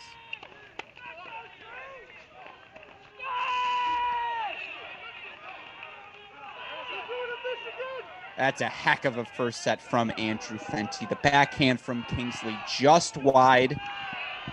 And just like that, Michigan gets first sets at #1 and 2 singles. With that finished, we've just got 2 first sets left on the board. Let's go to court number 6 now, Westhoff, if we can. It's steamy down on 6, as we know. It's a foggy, misty camera on court 6. That means nothing, though, as it relates to the quality of play we've seen. Robbie Cash was up 5-2. Got broken on a deuce point. Aaron Schneider then held 4-5-4, so a little pressure on him now as he looks to serve out this first set 15-all here on 6. I have to say, though, I can guarantee you Robbie Cash is going to become the best college tennis player he can be, Chris. Just a guy who was picture perfect in terms of game style, in terms of attitude for the Ohio State program. Definitely a very hard worker. Yeah, a guy that listens and takes it, very coachable kind of kid. Now we get the best commentary of the match. It's the one time of year my little brother Nicholas Gruskin watches college tennis. He said, Alex, we got to take meaning Michigan, 2, 5, and 1 more. That's his expert analysis. He gave us 3 points. He's like, we got to take 2, 5, and 1 more. Even he's not sold on beating Kingsley yet. Yeah, so thank you for that analysis, Nicholas Gruskin. Thank you for tuning in. Wise words as always. That's why I don't let you on the pod. But now for Robbie Cash. Again, we lock in here.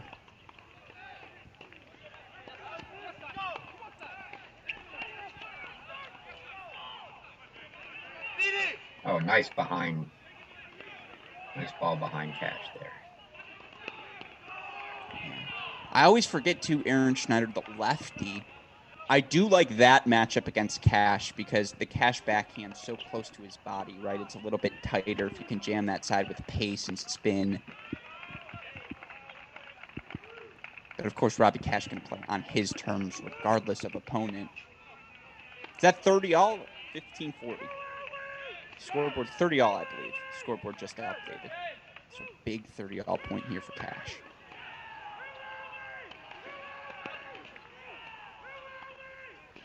Cash is pumped there. Yeah, that's excellent tennis. And that's him playing on his terms. That's what we're talking about in terms of Robbie Cash going to look to hit the forehand, look to move forward, indoors, outdoors, regardless of opponent. That's why you like him. If you're Coach Ty Tucker, you're like, you know what? We go out on our terms. I don't have to worry about Robbie flailing around back there. If we can get his shots, his aggression to where we need it to be, he can be the player we'll have. We want him to be. And so now, double set point here to put a third set on the board.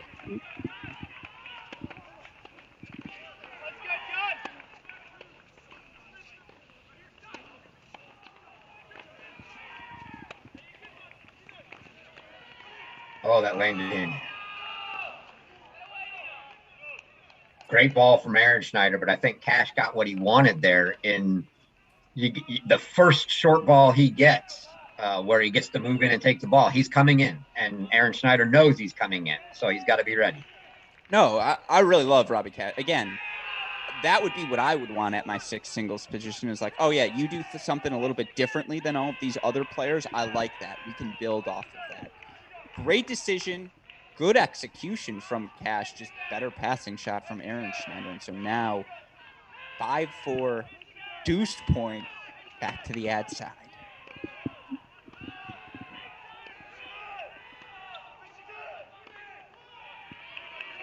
We have a BD Tracy update, by the way. Apologize if we missed that. BD took the set 6-4. So BD did hold for 6-4. Oh, and Robbie doubles. That hurts. That hurts indeed. And you can see a 5-2 double break lead there, squandered by Cash. Now 5-all and a chance, and that would be big for Michigan. A chance to have 4 first sets plus the doubles point. They've got 3 in the books with the doubles point. So this is one Ohio State really needs to get, because even if they manage to get this one, it's only 3, and they've still got a 3-setter they've got to find. You don't want to put yourself in a hole having to get 2. Although if you're Ohio State, you still have to feel like you like your chances at 1. Yeah, no, and that's, again, where's the 2, 5, and more? If you're Nicholas Gruskin, this would be the and more. This was a nice little development for Michigan. 5-all here on court number 6. We'll stick with it as it's our only first set left in play. You do look, as Chris mentioned. Here's where we're at. 6-3 first set. We'll start with the 3 first sets for the Wolverines, who lead 1-0 after they took the doubles point. First sets from them: 6-3 Styler over McNally at number 2 singles, 6-4 Fenty over Kingsley. And by the way, deuce point on court 1. Westhoff, can we go to court 1? Opening deuce point in the Kingsley service game. What a development that would be for Michigan to go up a set and an early break there on court number 1. So again, first set went to Fenty there, 6-4. Now deuce point there. The other first set, 6-4 from BD at number 5 singles. For the Buckeyes, 6-1 first set at 3, 6-2 first set at 4. That's from Trotter and Seelig, respectfully. But Seymour of Michigan, 3-1 lead for him on Trotter in that second set. So momentum right now on the side of the Wolverines. There's no denying that. But that'll help. Big serve down the tee from Kingsley. He earns the opening hold for 1 love here on court number 2. Again, Westhoff, can we go? I apologize for all of that action. Actually, it's 41 love Aaron Schneider on court number 6, so we can stick around. Let's go court number 3. Haven't checked in much on Seymour and Trotter, right? Let's see this matchup right now. Seymour dropped the first set 6-1 for the Wolverines, but now up 3-1, 30-15. Again, court number 3 right now. I mean, again, if you're Michigan, this first hour and a half, and this is, I apologize if this jinxes it, but this is a statement of fact. The first hour of half has gone exactly to script for the Wolverines, has it not, Chris?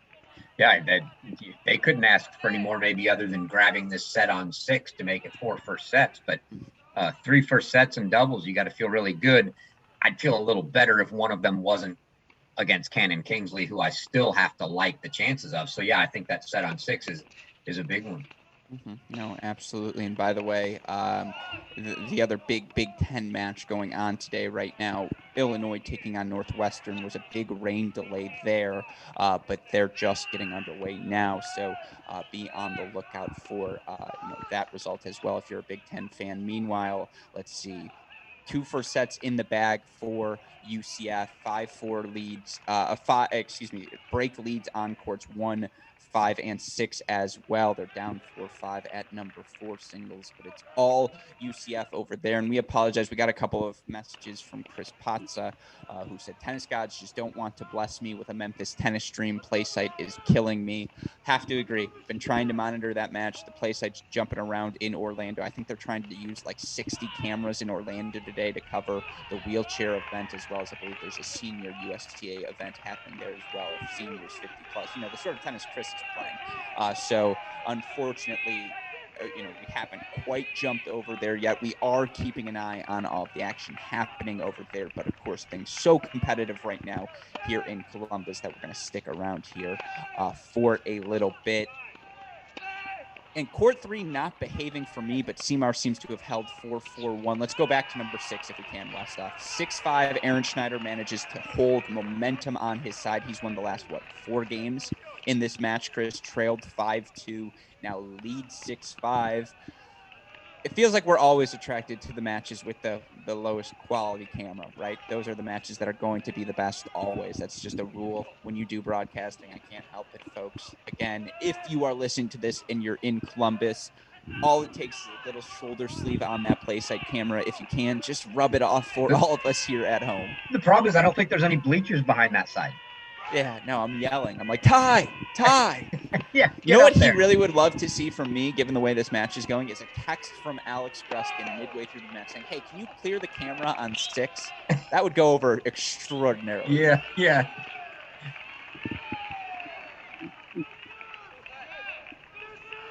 I don't know. Here's a question. Your cash now, by the way. Would you rather have the mist or the love bugs? Ooh. Which is worse? Good question. The love bugs are worse because they impact the players. The mist, it's just like us. Like, yeah, it's a little bit foggy of the tennis, but the tennis is still really good. The love bugs, these players are slapping themselves and like doing all that stuff, which is entertaining, but it ruins the tennis. So like, that would be my answer. Fair? I wasn't talking from a player perspective. I was talking solely from a viewing perspective. Yeah, I would say mist over love bugs. But it's close. I don't like either. Yeah.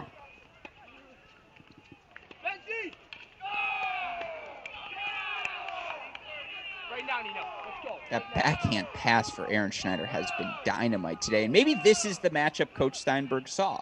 Is this idea of, Aaron Schneider a little bit more mobile maybe than Bickerstaff and Johnston, a little bit better when he has to play 6 feet behind the baseline, hit these passing shots. Well, that's kind of Bickerstaff's game. And, last time, obviously, he matched up with Tracy and not Cash. But thus far, Coach Steinberg, decisions he's making, paying dividends. Quick update for a match you mentioned earlier with that Texas Tech match.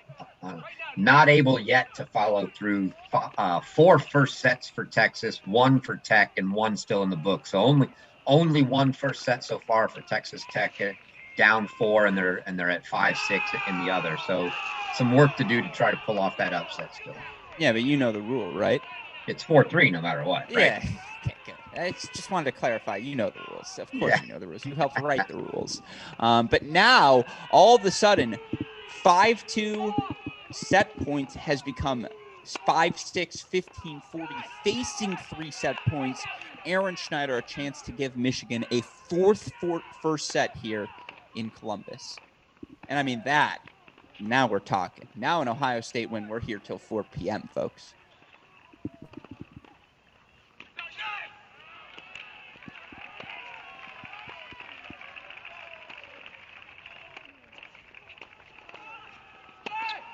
Wow. Even Steiny with the raised hand fist pump on that shot. Oh, that's pretty. Oh, that is pretty. Nino Aaron Schneider, the freshman, delivering, comes back from 5-2 down, delivers 5 straight games. And don't look now, folks, but the Michigan Wolverines, 4 first sets on the board here in Columbus. Let's go to court number 4, if we can now, Westoff. One big bright spot for the Buckeyes. If Kyle Seelig can find his form here down the postseason stretch, they're going to be feeling awfully good about their match calculus, entering a lot of matches. He right now 2-1 deuce point in his second set, up an early break on Michigan's Patrick Maloney.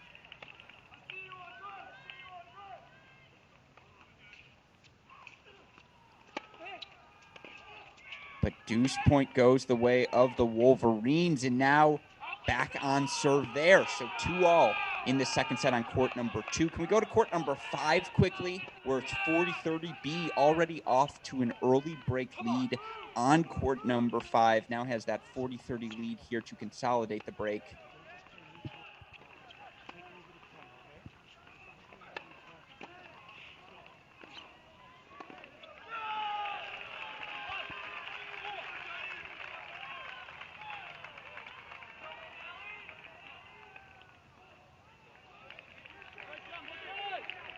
All right.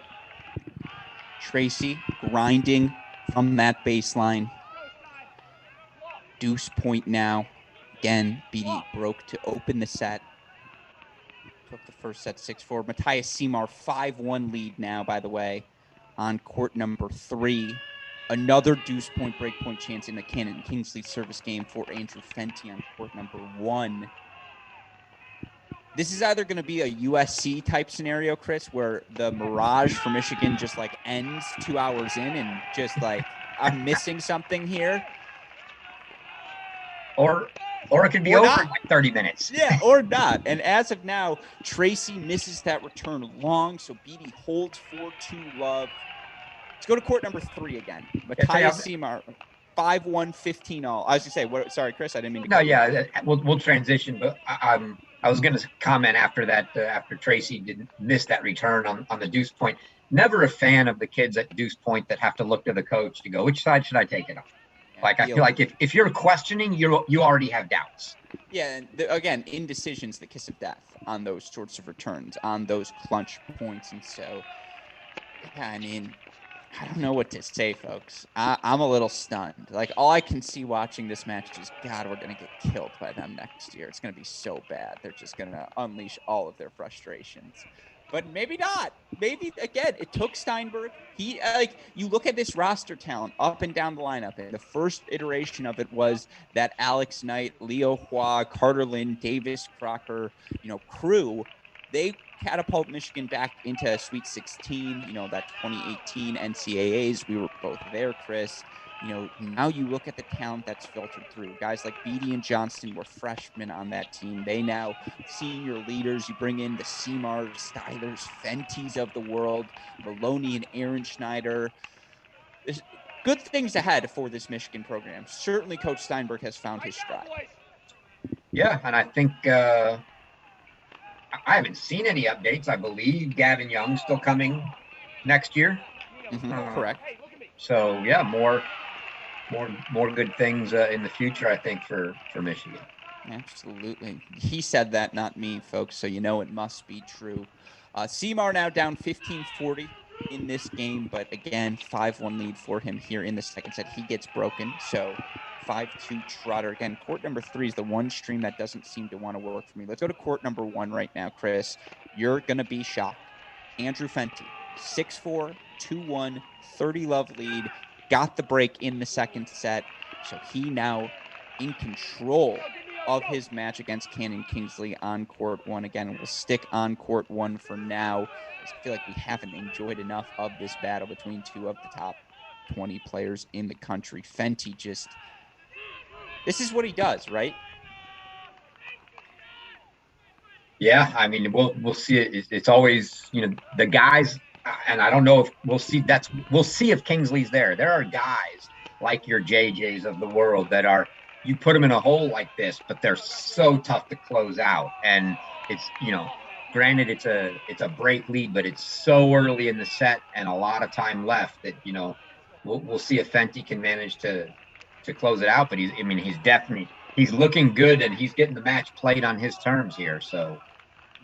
No, absolutely. And by the way, I was a little ahead of myself. Scoreboard had said 30 love. That last point was the 30 love point, the Kingsley forehand sailing long. So now, third year Andrew Fenty, 40 love lead to consolidate, take a 6-4, 3-1 lead here for Michigan at the number 1 singles position. That'll do the job. Big kicker out wide. Break consolidated. 6-4, 3-1 here. Seelig, by the way, got the break right back against Maloney, so now he's up 6-2, 3-2. That's really your only bright spot right now on the board for the Buckeyes, as every other match either competitive or tilting in the direction of the Wolverines. But yeah, as you mentioned, still a long way to go before any of these matches get closed out. We're in Columbus, and it does feel like, Chris, we haven't seen a Buckeye push yet today. And as we know, in every high-quality college tennis match, both teams are going to make their push. The question is, how long does that push last? We have yet to see the push from the Buckeyes, it feels like. Yeah, I felt they had a little bit of one to start singles, right? They jumped out a little early with some leads, but once we got about midway through those first sets, right, they only really managed to finish out 2 of them. And obviously with the kind of collapse, if you will, on 6 for them from a 5-2 lead, took that one away, and Michigan got the rest. But yeah, they had some early leads that they let get away, and now, yeah, there's definitely not been a push since. You gotta think there's going to be one. I'm also thinking the Seymour Trotter match is going to end in 3 sets before we get midway through a second set on 6.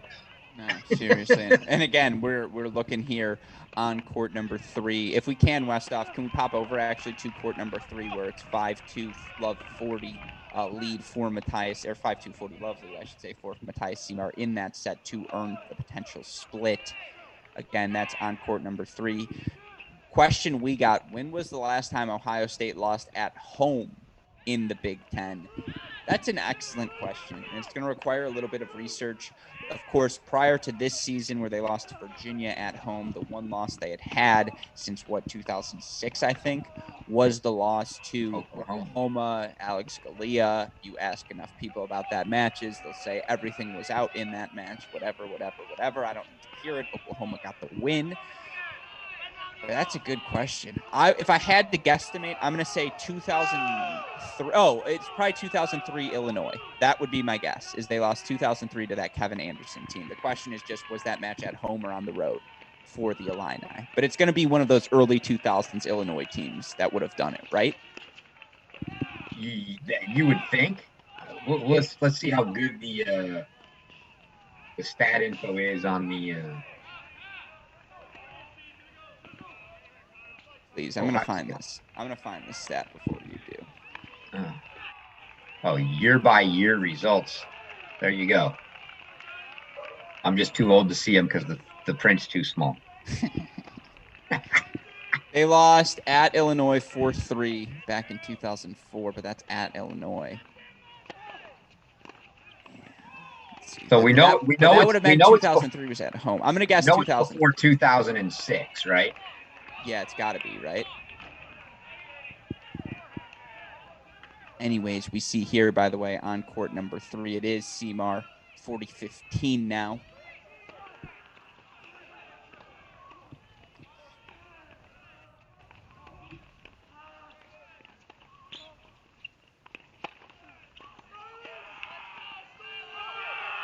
Come on, I have to be right about this.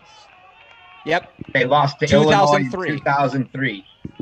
Can someone please, you want to know why I do this job? You guys give me a lot of crap like, oh, isn't this your job? Isn't this your... Did I not say 2003 undefeated Illinois national championship team? It's all in here, Chris. The question is that was in the Big Ten championship. So was the Big Ten championship at No, it wasn't. It was a regular season. I have regular season 5-2 win from the Illini in Columbus. In 2003? 2002-2003 season, yeah. I'm looking at 03-04. No, 02-03. 02-03. Yeah, the question is, where was the Big Ten championship in 03-04? It's a good question to have. But Westhoff, if we can, can we go to court 5 quickly? And by the way, Cash already up an early break on court number 6, but on court 5 right now, Nick Beattie, I believe, facing break point now here against JJ Tracy. He's up an early break right now on court number 5. But that break goes the way of Tracy. So he's back. We're on serve 2-all right now, back on court number 5.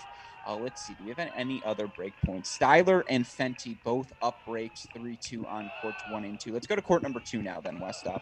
Watch this unfold. Styler about to serve in his 6-3, 3-2 service game against McNally. It's been a while since we've checked in on court number 2. But no, for me, Chris, I think that answers the 02-03 season. They lost in the Big Ten tournament as well as the regular season 03-04, but that Big Ten tournament in 03-04 was actually in Champaign. Gotcha. So both losses at Illinois that year. So 02-03. It's like I've spent half of this year inside that Illinois athletic building, and it's like I've seen every schedule and I have them printed in my brain. I bet Chris Martin clinched that match at number 6 singles if I had to guess. Anyways, we're waiting for the changeover here to end. The reason why I wanted to go here is because we are fresh off of a changeover. And I believe that's a new shirt for John McNally here in set number 2. Those look like a new Buckeye design. The red down the back is a bold choice, certainly. But again, set and break leads for Michigan at the number 1 and 2 singles position. 6-3, 3-2 Andre Styler, the second-year player from Michigan, now serving on the far side of your stream. Meanwhile, Michigan did get the split, so yeah, only one match are the Buckeyes in position now to win in straight sets, and it does look like Kyle Seelig 6-2, 4-2 up.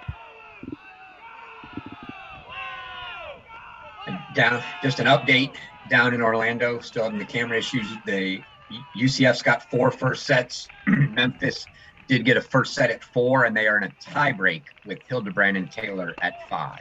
Although Hildebrand's got a 4-0 lead in that tiebreak. Which Hildebrand is? Is it 1 singles Hildebrand or 5 singles Hildebrand? 5 singles Hildebrand. They've actually got the camps listed now. Good. They've got that squared away. Okay, I appreciate that. Thank you. Man, again, this Michigan team, between Beatty and Styler and Maloney, I now love the aggression we have in the middle of our lineup, Chris. You have 3 guys who just play firmly on their terms. Who wins right now, this Michigan team or your Mississippi State team? I'm going to decline to answer that one. Because Fenty beats Nuno, right? That's like the perfect matchup for him. Like super talented Uber superstar. He's like, yep, I'm getting up for that match. There's no world. I know. NDN. Who does Andrew Goodwin root for in that match? Come on. He wasn't even around for the Fenty year, so. Yeah, it's true. Anyways, you see here on court number 2, 40 love now for Styler. He gets the hold. So a set in 4-2. He consolidates the break. I like how the books make it appears that Ty Tucker's been the only coach ever at Ohio State. Oh, the only relevant one, I guess. Yeah, because the back end of the stats manual has series breakdown against every school, but it's headlined with Ty Tucker opponent series breakdown. It's not all time; it's just under Ty. Well, I mean, the thing is, they're so good in 21st century college tennis. I mean, when you're making your top 5 lists. By the way, everyone was ripping on me so hard at the beginning of the season when I said my top 10 programs of the 2010s, and I threw Illinois on the list, and I got a lot of hate for including Illinois. I think when you talk about the top 5 programs of the 2010s, pretty unequivocally, you include the Buckeyes in that list when you're talking about men's tennis teams. I mean, for sure. I mean, other than the fact that obviously the one knock is going to be, can they actually win the big one? They're always there. I mean, they're always in that top 5-10 range. And guess what? When you're getting knocked about can you win the big one, if that's the last question remaining, it means you've done everything else. Right. Yeah. So it's like produce a national champion in singles, Blazrola, check. Produce it in doubles, multiple times, check. Produce it in national indoors, check. Just one check mark left. Man, Styler in control right now, and you can just feel the energy for these Wolverines. Fist pumping between courts. I think Adam Steinberg's had his fist up like this the entire time, Chris. His shoulders got to be killing him. You know, you keep waiting for that Buckeye push because it's going to happen. We're in Columbus. It has to happen. If they don't get one real soon on court 1 or 2, they're going to be staring at what looks like a 3-1 deficit here and be down to having to win the matches on 3, 5, and 6.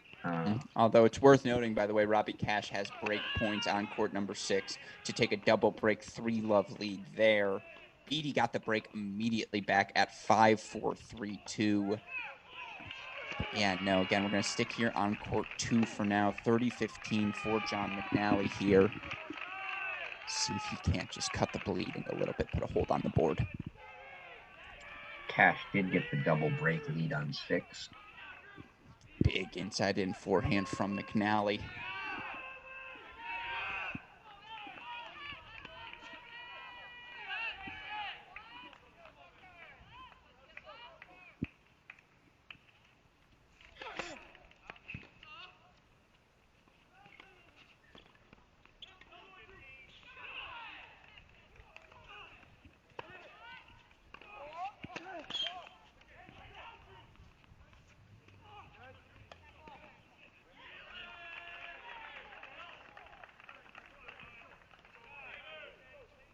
Love that. The hand is up. Still 40-15 for McNally.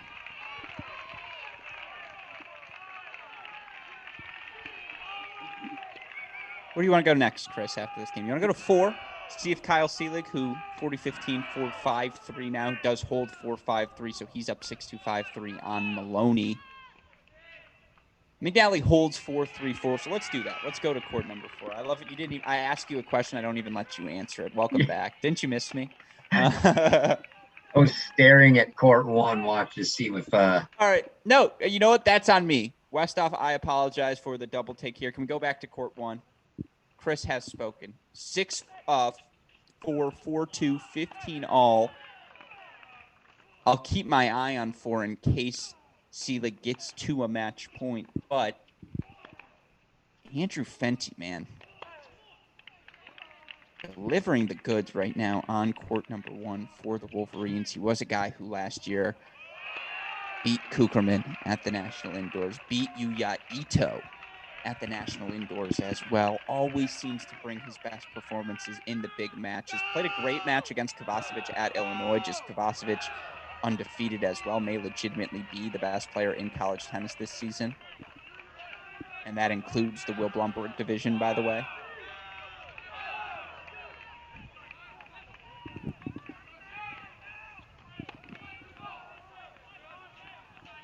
Big forehand there from Kingsley.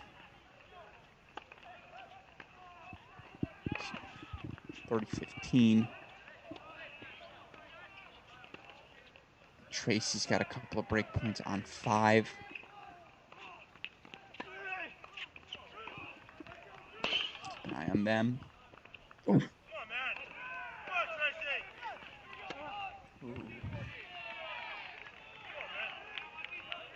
Oh, cheeky stuff from Andrew Fenty. Passing shot sneaks by, and so 30 all now. Meanwhile, love 15 in Maloney's 15 all now, in the service game of Patrick Maloney. 3-5 against Kyle Seelig. Keep an eye on that. Keep an eye on Styler. 4-3 love 15 though against McNally.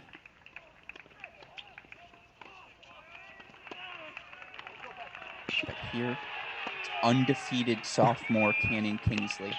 30 all against Andrew Fenty. I think I'm a little behind given your reaction. No, the point it was just that return. Fenty went for that return.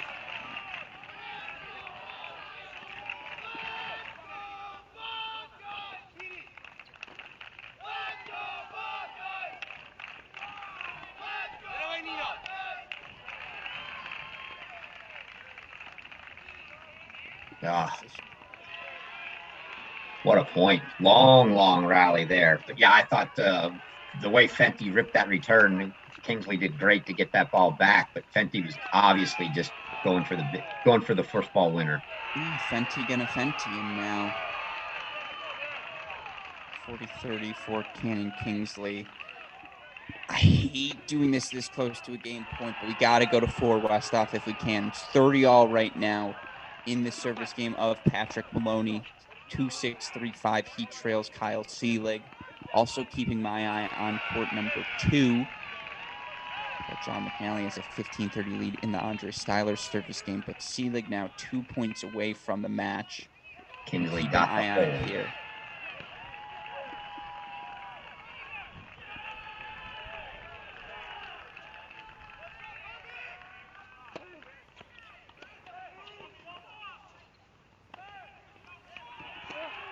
Big yell from Robbie Cash, you might have heard, indicative of the fact he now has a 4-love lead.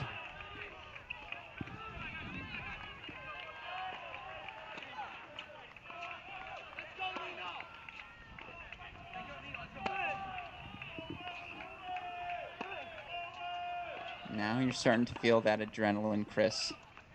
Match point here for Kyle Seelig to at least narrow the deficit, make it a 1-all scoreboard here. Yeah, and I feel like with McNally and Kingsley next to each other, both down a break, but at 4-3, they know they've got to get it. One of those guys maybe tries to get something going, and maybe they both get a little push. We'll see. Ohio State needs something. This is a gumption alert sort of moment. What are you made of? Kyle Seelig, he's got the DNA of a champion. Bounces back from his early season loss. Straight set victory, 6-2, 6-3 over Patrick Maloney at the number 4 singles spot. And at least for now, it's a tie ball game here across the board. Let's go to court 2 if we can, Westhoff.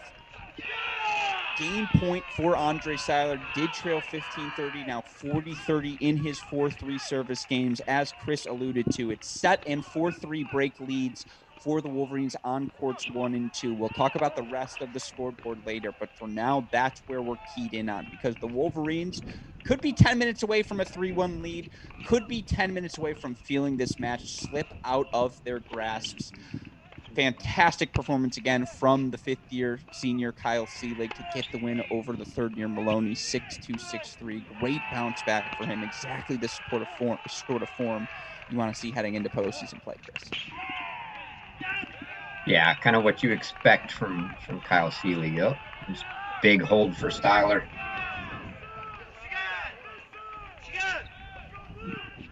I don't understand why I click live and yet for some reason you're still 5 seconds ahead of me. Yes, the big serve into the body of McNally.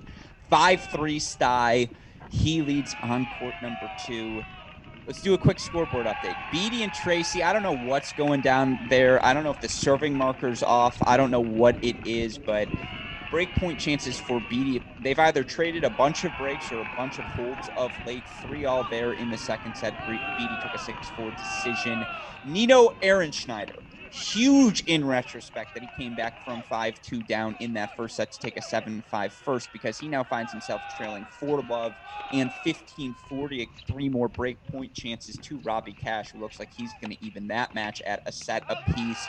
Already a set apiece. Our match at number 3 singles. Matthias Seymour dropped the first 6-1 to Ohio State's James Trotter. Seymour 6-2 second set. So we're all squared and in the third already at 3. If you're doing match calculus, Chris, right now, which way are you leaning? Buckeyes, Wolverines? Oh, certainly you'd rather be Michigan right now with a chance to serve for matches. You will get a chance to serve for it on 2 no matter what. And if we can we go to 1 right now where Fenty is serving 4-3, but now down love 30 in his service game to Cannon Kingsley. But sorry, I didn't mean to cut you off. Please go on. I'm watching this, what I think is the deuce 3-all point on 5. Tracy hits the ball long. And yes, they grab the towels. That is a break for Nick Beatty and a 4-3 lead. Yeah, so there is a world now. Michigan upsets in 4-3 on courts 1, 2, and 5. But love 30, though, for Andrew Fenty against Cannon Kingsley. And we said from the start, it almost felt too good to be true, if you're a Michigan fan, for Fenty to take that set 6-4 against Kingsley, particularly in the fashion that he did it. But, I mean, he loses that set. It's a split there. Now it's anyone's ball game. But yeah, I mean, there's a world where in 15 minutes this is over.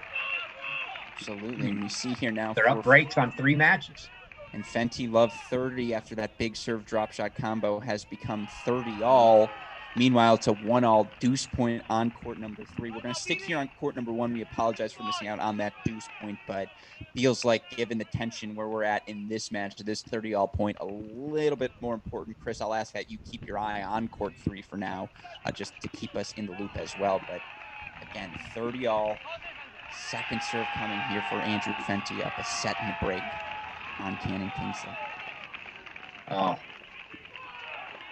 Trotter. Big ball down the line on 3 to take that.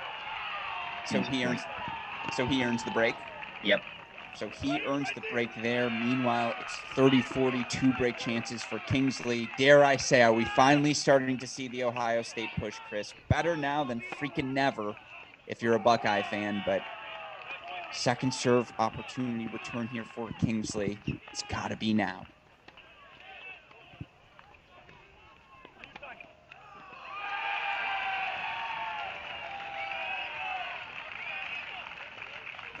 There it is. Kingsley gets the break for 4-all, evened up. That pit you felt drop in your stomach if you're a Michigan fan. It was far too easy to be true. There was always going to be a Buckeye push. Here it comes now. On serve here on number 1. Meanwhile, McNally 40-15, so he's got a chance to force Styler again to serve that match out at 5-4. Beatty up 6-4, 4-3, 30-15. Cash for Ohio State up 5 love. So it looks like we're going to get a split on 6. Trotter's up a break on 3. God willing, again, a third set at number 1 singles to decide this match. I don't think any tennis fan's going to be upset with that, if that's the end-up scenario. Yeah, that could be who knows, the final match. You never know. But if you're a Michigan fan right now, you're thinking, all right, we just lost break on 1. We've got to finish 2 and 5 here. Here comes the pearl clutching, if you're a Michigan fan, certainly. And wow, who would have thought Nicholas Gruskin analysis 2 + 5 + 1 more, Alex? Turns out that might be correct. Shout out to you, Nikki. Anyways, here on 1 still, Kingsley 15 love after he gets the break back. Looks like it might be a tad wind. The shirt on James Trotter is just whipping. No, for both of these players, looks like a strong crosswind now. Around, yeah. Going from left to right on these screens. 30 love for Kingsley here.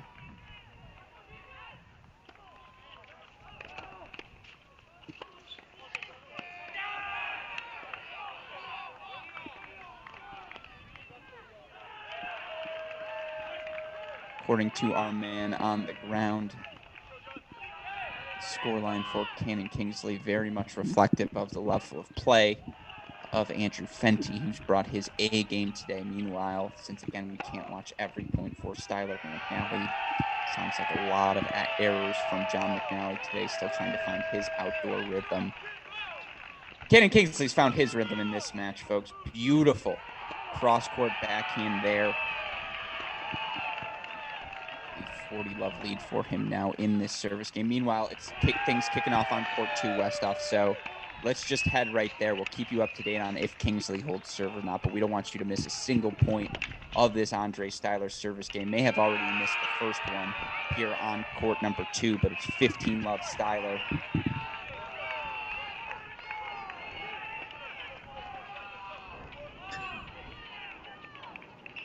It's running him corner to corner. Gotta love the overhead combos from Andre Styler. Fist in the air. I like how Styler runs to the back fence, raising his fist as if he's got a home crowd behind him. Gotta do what you gotta do here. So now 30 love for Andre Styler.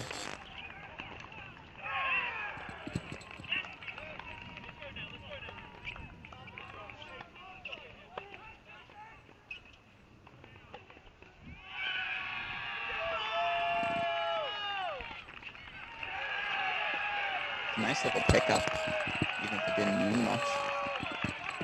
And 1-all overall here in the duel match.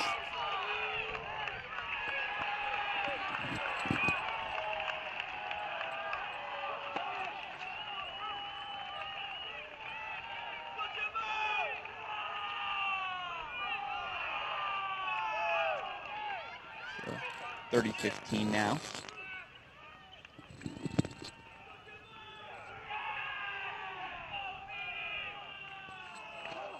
I think Alex is having a little mic trouble. Give him a moment there.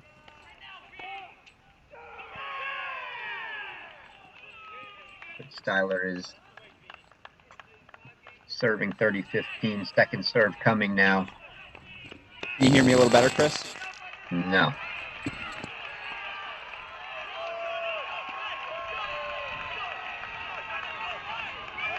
Oh, ball down the line, just wide from Styler. 30-all now. Big point here in the Styler service game, trying to serve the match out. It's half the fun. Still no? Yeah.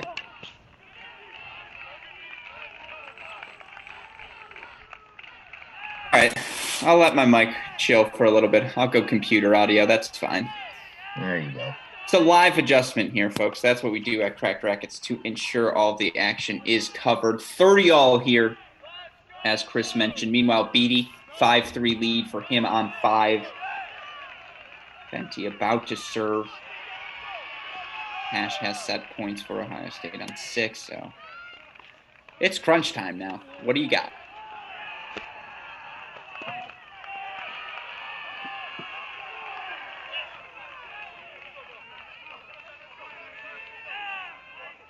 The unkind tape for the Buckeyes is what you had there. Oh, I'm feeling nervous. That's why my microphone stopped working. They're like, you're going to swear, Alex, so we're going to turn off. As we've got a match point coming. Quick update. It's now 3-0 UCF down in Orlando as they've closed out 2 singles matches. As expected, top 10 Knights taking care of some American Athletic Conference business. Meanwhile, Andre Styler. Match point here for the Wolverines. And there it is. Andre Styler, 6'3", 6'3". Excuse me, 6'3", 6'4". Puts point number 2 on the board for the Wolverines.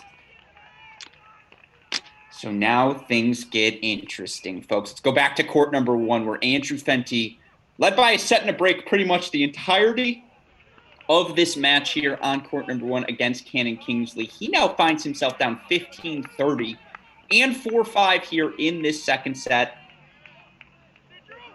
Kingsley stepping up his game as you'd expect the undefeated Buckeye to do.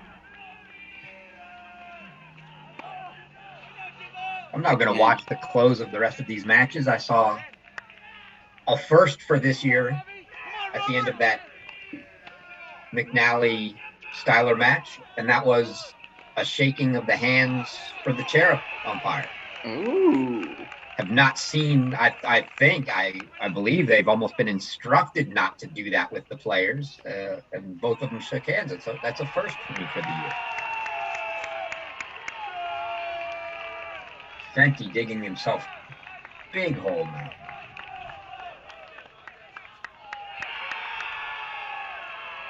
Meanwhile, I guess we'll stay here. No, you guys know the rule. Well, Nick Beatty's got a match point on 5, Chris. What do you want to do? Let's go to 5. Match point on 5. We know the order of operation. You guys know match point on 5, Westhoff, if we can go there now. 5-3, 30-40 for Nick Beatty. Kingsley, though, 3 set points. And again, if he can extend that match to a third, now there's 3 third sets. Trotter already up a break 3-1 on 3. At that point, maybe you start to feel a little better if you're a Buckeye fan.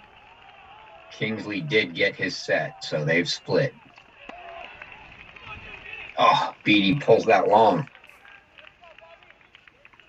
Well, it was never going to be that easy. You don't come to Columbus and sweep the Buckeyes with 3 straight set victories and a win in singles. That never happens. But if Nick Beatty can close this match out here, 6-4, 5-4 deuce point coming for Tracy, then all eyes turn to courts 1, 3, and 6. Cash 6-love second set, already up 30-love in the opening service game of Nino Ehrenschneider on court number 6. So again, between that,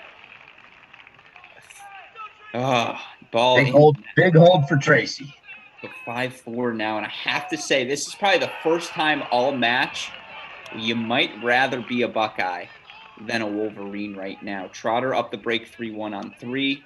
Cash, it's been all him outside of a 5-2 blip in that first set. It's been all him in this match. That's your nervousness talking right there.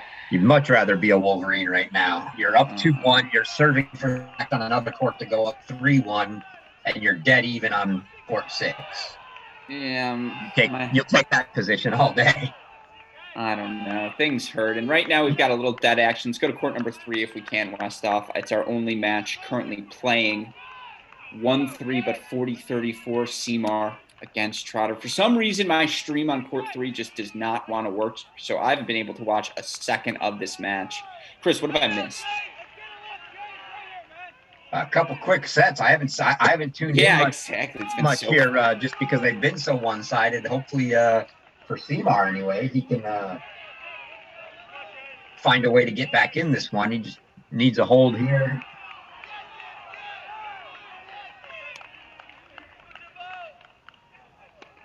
Oh, court 3 wants to work for me now. Let's go. Welcome to the game, my friend. So 40-30 here for Seymour. Again, he trails 1-3 in the third. Just one break. Seymour was the guy who clinched coming back from breaking the third down against Justin Boulay. And for the record, if he clinches 2 matches against Ohio State in one season, he will have to get to Florida over my dead body. I will not be letting him go to Gainesville if that's the case.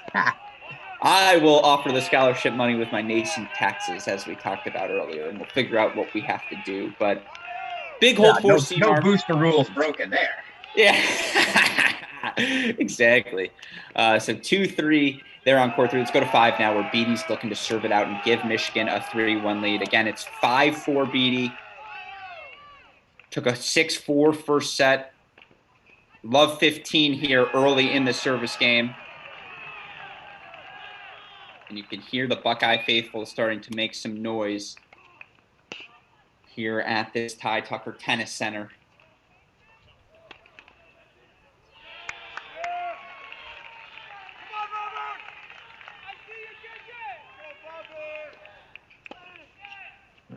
Don't look now, but here come the Buckeyes. Tracy got a little extra jump in the step here now. I got to turn off the volume for these streams because hearing the Ohio State crowd just makes me more stressed. I'm like, I cannot be there for my boys. But again, love 30 here in the Beatty service game. Just had a couple of match points in that Tracy service game. Now love 40 off that backhand shank. Yay. Hit that ball at Ty. Come on. If you're going to miss it that badly, at least. I was just saying, if you're going to miss that bad, why not? Now, obviously go for the court first, but I'm just going to say if you're going to do that. But so love 40 now here for Beatty. Meanwhile, 40-15 in Kingsley's opening service game of the third set on 1. Ehrenschneider did hold for 1 love in the opening set, in the third set on court number 6. But again, all eyes right now. Tracy misses that forehand just long.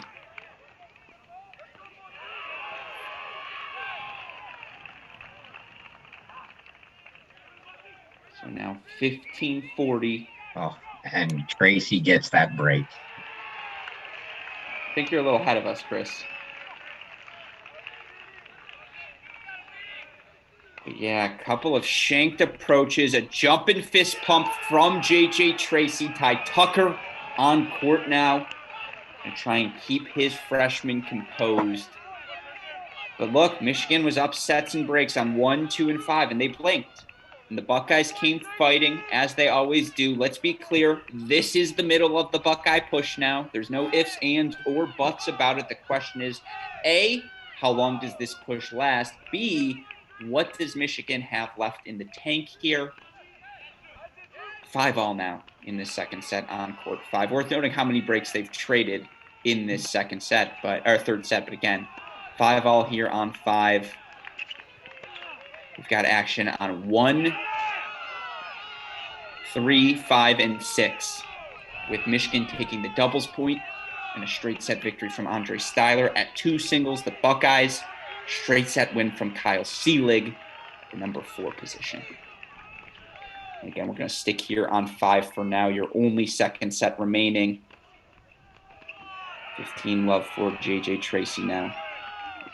5 of the last 6 points.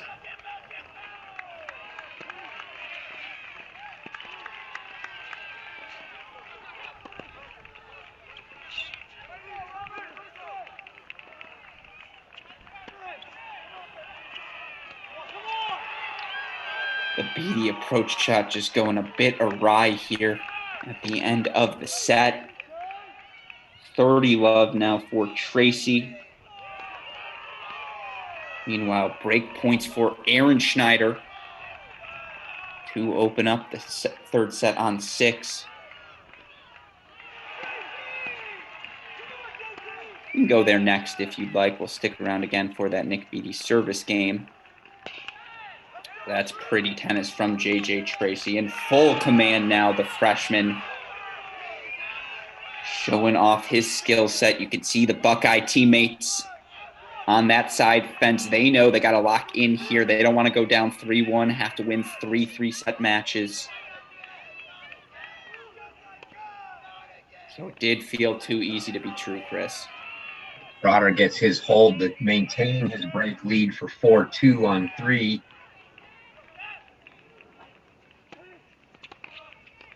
Hate to say it, but I love the video feed on 3, so I much prefer watching court 5 from the court 3 camera.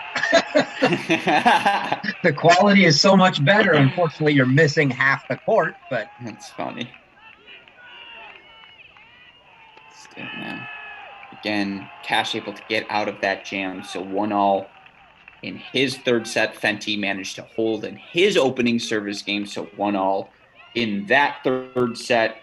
Couple of game points here for J.J. Tracy, 40-15.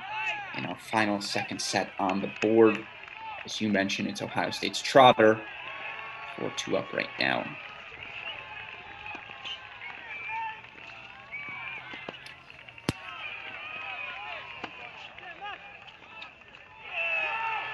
Fist pump from Tracy, hand clap from Tucker.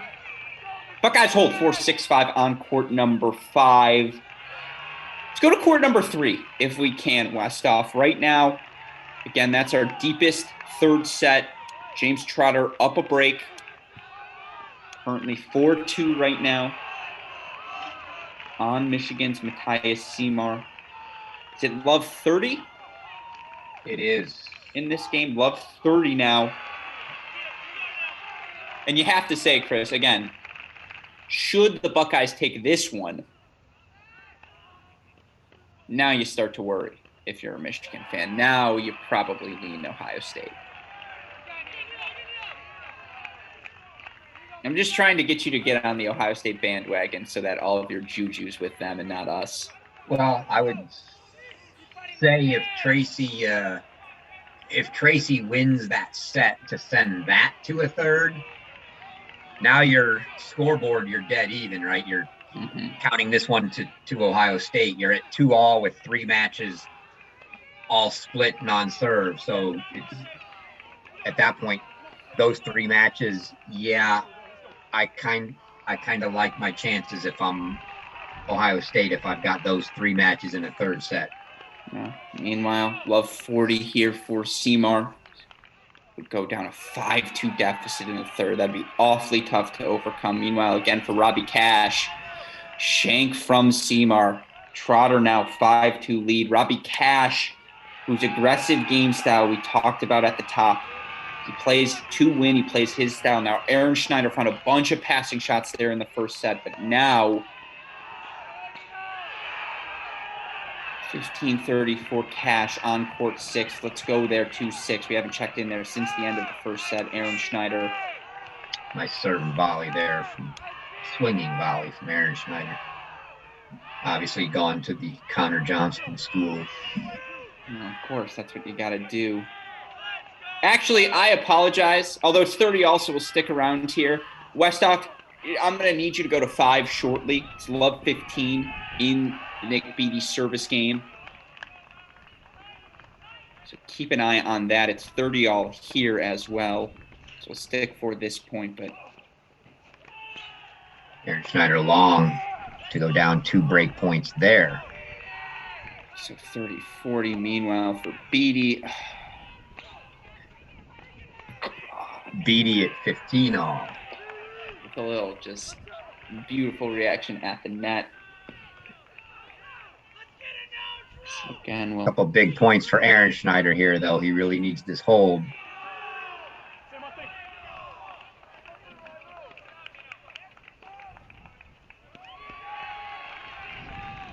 Good hands there. Gets him to deuce.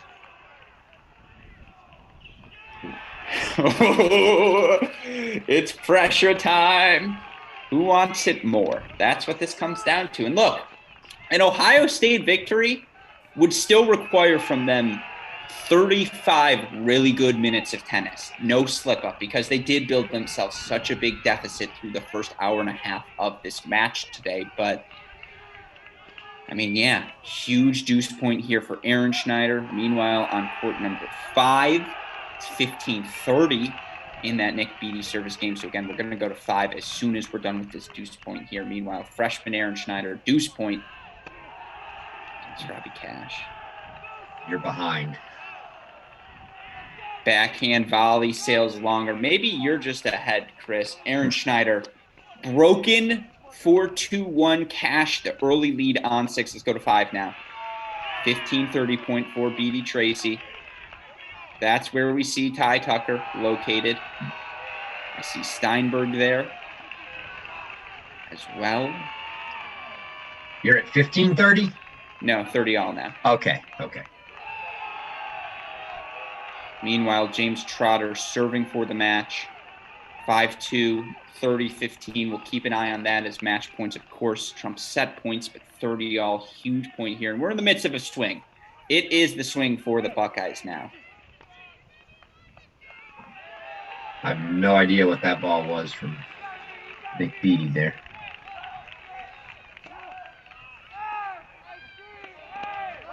That almost looked like a ball Beatty just thought wasn't even going to land in on his side, and he just poked it back. Yeah, that's a puzzler.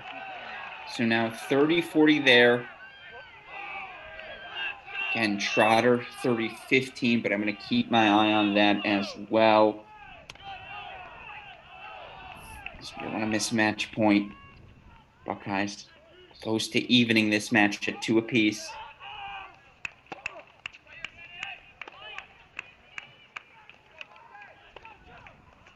Oh, bit of a brain fart there from Trotter. And dare I say, a guiding hand from Ty Tucker as if to say, calm down for the 30 all point there. Meanwhile, set goes to JJ Tracy, 7-5 at number 5 singles. So we get the split on 5. Let's go to 3, Westoff. 30 all now in the Trotter service game. He's up 5-2. Had a very simple forehand put away for 40-15 that he missed long. Now has misfired on a couple of forehands. So 30-40, Seymour a chance to stay alive. Meanwhile, again, Buckeyes may be down 2-1 on the scoreboard, but they're up a break, 2-1 in the third set at 6. They're up 5-2 here in the third set at 3. On serve in the third set at 1, but all momentum on the Buckeyes side. Man, Wolverines are looking back to 20 minutes ago right now and thinking we had our chance. You just cannot let Ohio State back into a match here in Columbus. Huge swinging forehand volley from Trotter. Deuce point. Now a match point. Give me that slow clap, Columbus. Come on.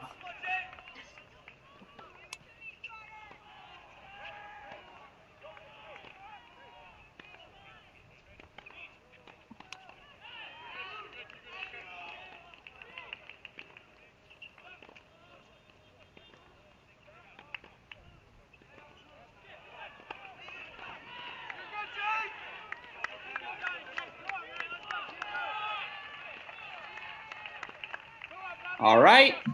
Seymour staying alive. 5-3 now. Trotter still leading in the third, but Seymour earns one of the breaks he needs back, and it's worth remembering it was Matthias Seymour clinched his match 6-4 in the third against Justin Boulay that ultimately clinched that first win for Michigan over Ohio State since 2001. Meanwhile, worth noting, I believe UCF 4-0 win over Memphis. So they've taken care of business in Orlando. We apologize we weren't able to show more of that match. Just unfortunately, play site cameras in Orlando didn't want to behave with us today. What made that? Why do you have that face, Chris? It always scares me when you make that face. Oh no, I'm watching the action on court 6, and that was a huge pass from Aaron Schneider. So let's go to 6 if we can. We're right now Cash serving up a break 2-1, 30 all though on court number 6. I'll keep my eye on that Trotter match just in case he gets himself to a match point, but huge 30 all point on 6 now.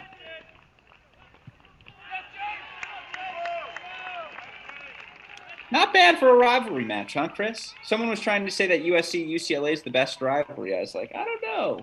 I don't even know if it's the best rivalry match this weekend.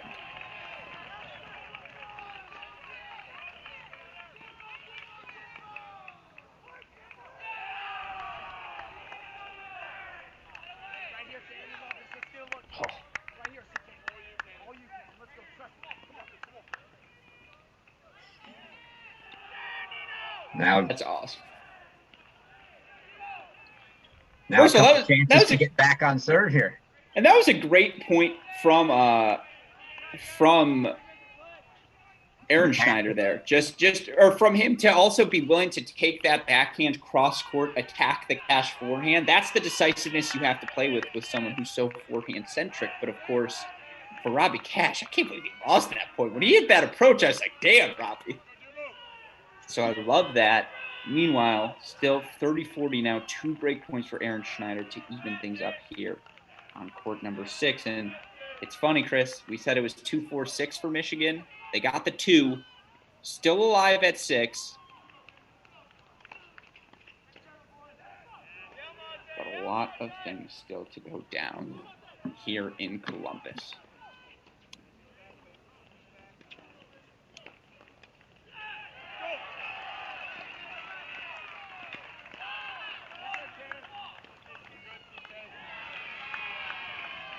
Oh. Aaron Schneider looked like he was setting up a good point. Just shanks the backhand well wide. And it's worth remembering Aaron Schneider, the freshman for Michigan, has played 6 total singles matches this year, 3 dual matches, 3 completed dual matches, I should say, 6 total completed matches for the Wolverines. I mean, Cash is only in his 2nd year, but he's played a couple of national indoor runs, and, you know, he's done. Damn, shout out to USTA Collegiate Wheelchair Champions, University of Alabama. They beat my Wolverines in the final today. That message just coming in, that hurts. That's a bad omen, I suppose.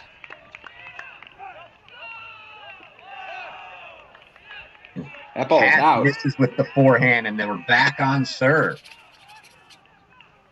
That's the luck. Rubbing it for luck. Chris, I'm putting it on your bald head. I'm rubbing it for luck. I'll put it on my own bald head. Rub it for luck. I have to admit, Gruskin, I'm a little surprised that I haven't heard a shout out to the 2021 women's gymnastics champion, Michigan Wolverines. You don't need to give a shout out to that consistent of excellence. It's more notable when they don't win a gymnastics title, in my opinion, than when they do. But no, shout out to the Wolverines as well. All right. By the way, Texas did finish off the match with Texas Tech 4-1. So upset avoided in Lubbock. All right, Westhoff, I'm going to need you to quickly go to court number 1 right now, because it's very easy to get comfortable with Cannon Kingsley. We all see him take the second set. Let's remember he's been down for pretty much the entire duration of this match on court number 1. And the reason we go there now, Andrew Fenty, love 40 quadruple break point here on court number 1. It's just worth remembering. That's a lot of emotion, a lot of physicality needed to expend by Cannon Kingsley just to stay alive in that match, keep things close. Meanwhile, Trotter now serving up 5-4. Seymour was able to get the hold on court number 3. So crunch time now on a couple of courts. We're going to ignore court 5 for a little bit because they're so early in that third set. Court 6, obviously 2-all there in the third. But for now, let's go 15-40. Cannon Kingsley 2-all service game on court 1. The undefeated, I should say, second-year player for the Buckeyes, Cannon Kingsley, on court 1.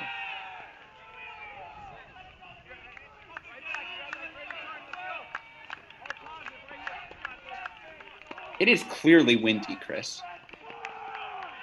Yeah, I don't even have the volume on, so I don't know what Kingsley was saying there, but you could tell he missed that ball long, and he looked like he was looking straight at the coach, yelling something. He's frustrated. I think you're looking at Kronagi saying that's the forehand he's missed a bunch today. But Andrew Fenty now, break for the Wolverines, 3-2 in the third. Let's go to court number 3. Matthias Seymour, love 15 lead in the 5-4 service game of James Trotter. Trotter, the junior for the Buckeyes, was up 5-2, 30 love, had a forehand, 30-15, excuse me, had a forehand approach shot that he overcooked, was a sitter. All he really had to do was make that ball in the court. You could see from Ty's reaction in the moment, he tried to calm Trotter down. Seymour able to get the break from there and hold. Now 5-4 again, Trotter still serving for this match here to even things at 2.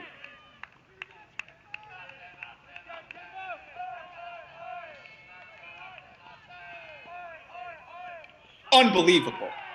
Unbelievable stuff from Matthias Seymour there. Chris, rein me in. Calm me down, please. I'm going to say something I regret. I have to ask you this question. So I know we're way too early to be talking January of next year, but does Seymour crack the singles lineup at Florida? You're a dick for asking that question. Sorry. I'm trying not to swear. I was like, it was an instinct there. I was like, don't say it, you're a dick. It depends who comes back, right? Like if Ingledson's back for year 10, maybe. No, it just – hold on. Oh. Wow. That's crazy. That's outstanding stuff from Seymour. This is going to be – this is starting to look now at Love 40, kind of like the 5-2 that Aaron Schneider got back in the first set on Cash. Now you're at a 5-2 double break lead that Seymour is about to try to get back here. He's got 4 chances to get it back. I'm not ready to go there yet, but to answer your question, it really just depends who's back. Is Vale a senior? Are Vale and Andrade both back? Yeah, they should be. Yeah, I think they both come back. I think their top 3. I think the top 3 are all back, right? Assuming, eligible anyway. So I think they're all back, and I don't see him there, but yeah, I think you've got to think he slides somewhere in that. He might be the best, or he might be the best 6 singles player in the country next season, which would be, for his game style, just crazy. Oh, net cords on both sides now. What a point here. You can feel the nerves. Neither guy wanting to move forward.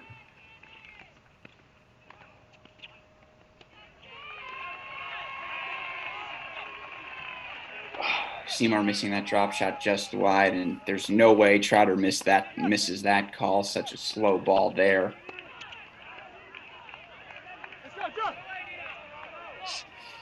Now 15-40. Meanwhile, early breaks traded, I believe, on court number 5.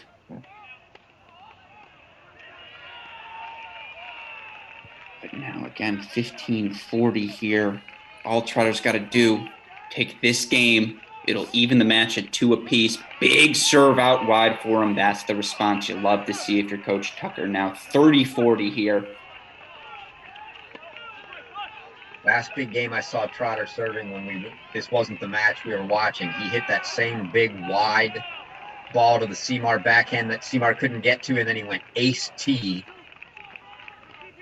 to follow it up. Let's see if he goes big serve down the tee again here.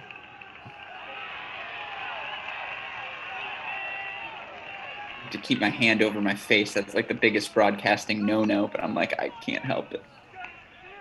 He does go tee, but Seymour gets it back. Are you kidding me? Oh. That's too good from James Trotter. Too good.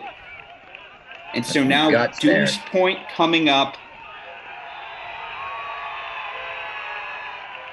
Seymour's got to take this in the ad court. Yeah, was love 40. Again, now deuce here. Yeah, and he will. Okay. Trotter's just killed him. This is a stressful point, fellas. If Seymour wins this, it's a completely different match than if Trotter can even things up at 2-all. That's not hyperbole.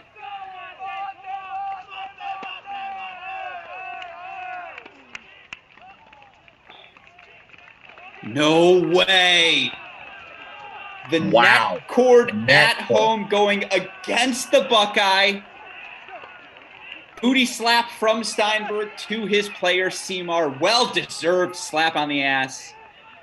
And now it's 5-all here. And this is where things are interesting because, Chris, we have 4 third sets now in play.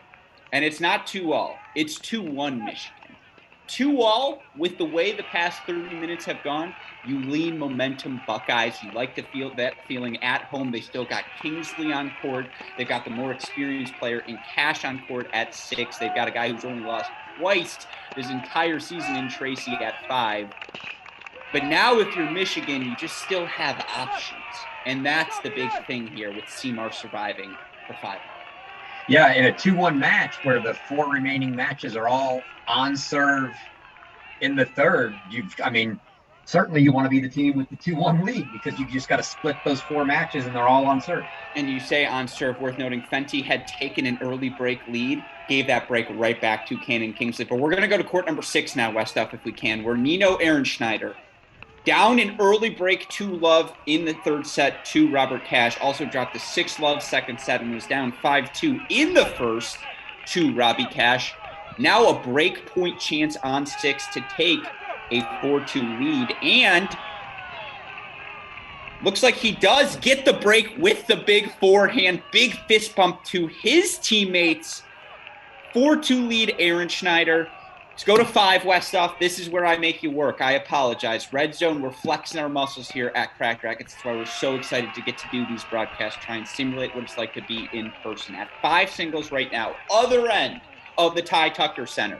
Deuce point between Nick Beatty and JJ Tracy. The 2 guys have traded breaks here to start the third set. I think they've traded like 7 breaks in the past 10 games overall as well. Deuce point here, I believe, on the JJ Tracy service game.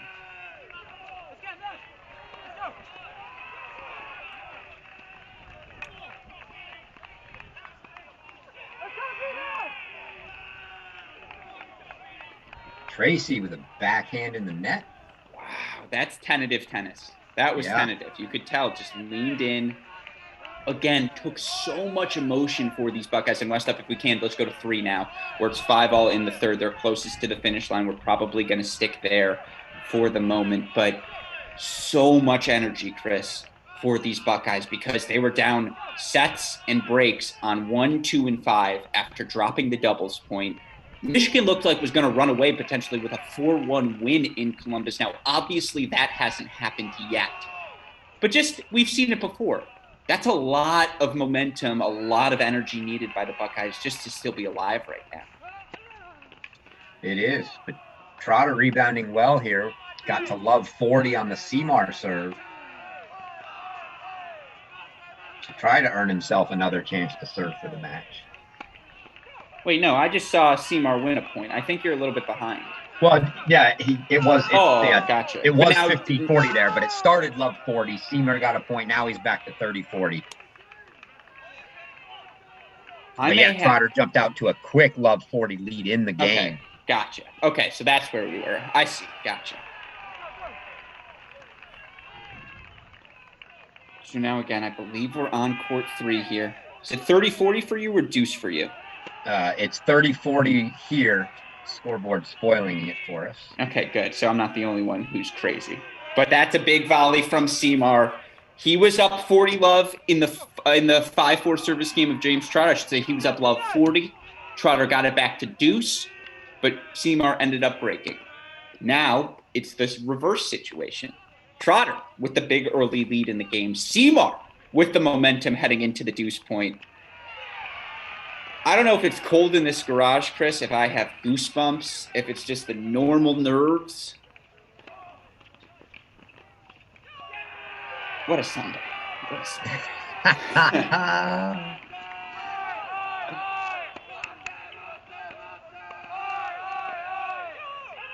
Wow! Matthias Seymour playing to win. Love 40 down. He approaches to the Trotter backhand. He holds for 6-5.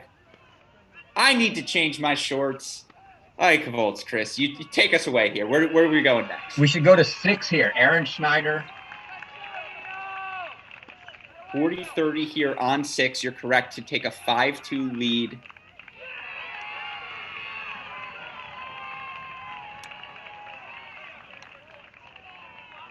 And he gets it. Wow, so the freshman making Coach Steinberg look like a prophet with his play thus far in the third set. 5-2 lead. Although we saw Robbie Cash go up 5-2 in the first set of that first set.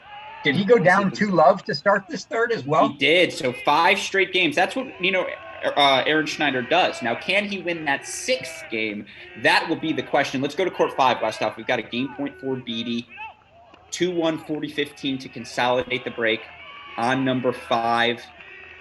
Again, it's 2-1 overall Michigan right now. Michigan commanding performance in the doubles. 6-1 dominant performance from Fenty and Seymour over Boulay and Trotter. It was then the team of Styler and Maloney.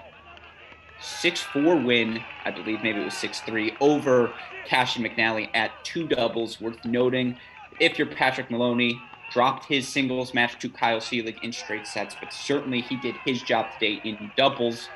But Seelig, the one bright spot for the Buckeyes, earns a straight set win at the number 4 singles position. Wolverines were actually up sets and breaks at 1, 2, and 5 singles. And about 45 minutes ago, looked like they might handle this match with ease. Gruskin, let's get to court 1. Buckeyes came roaring back, though. Let's go to court 1, where Buckeyes have the chance to even this match now. Cannon Kingsley, thank you for cutting me off there. 5-3, 40 love. He's got quadruple match point, would be one heck of a comeback from the undefeated Kingsley. If he's able to maintain that undefeated mark here today. Drops the racket, hat on the ground. I guess he's taking the shirt off too. A little much for me when your team is down overall in the match, but I suppose, sure, it's a rivalry match. If I was a Buckeye fan, I might be amped. But Kingsley now, 24-0 overall on the year. He's won 24 matches here in 20. That's crazy, 24 straight. 3-set win for him. 6-3 in the third over Michigan's Andrew Fenty. Heck of a performance from Fenty, who's going to be kicking himself that he didn't close out this match. But 2-2 now overall in the duel. Here's where we're at in our courts. And Westhoff, we're going to go to court number 3 if we can right now. Because Michigan down 5-2 in the third set was Matthias Seymour. Also dropped the first set 6-1. He now leads 6-5 on serve. here on court number 3, but it's a 30-love lead for James Trotter. Meanwhile, Beatty up a break 3-1 on court number 5. Aaron Schneider up a break 5-2 on court number 6. So those are your 3 matches left, all in third sets. It's 2-2 on the scoreboard right now, Chris. I'm not even going to ask you who you'd rather be because I don't want to even introduce that karma into the world. You all are thinking it. We're all thinking it here. You can read the scoreboard yourselves. Let's lock in here on court number 3. Heck of a performance, by the way, from Cannon Kingsley. Nothing you can do but tip your cap, right, Chris? That's what best player in the country looks like, coming back from a sudden breakdown when your team needs you most to win the match at home.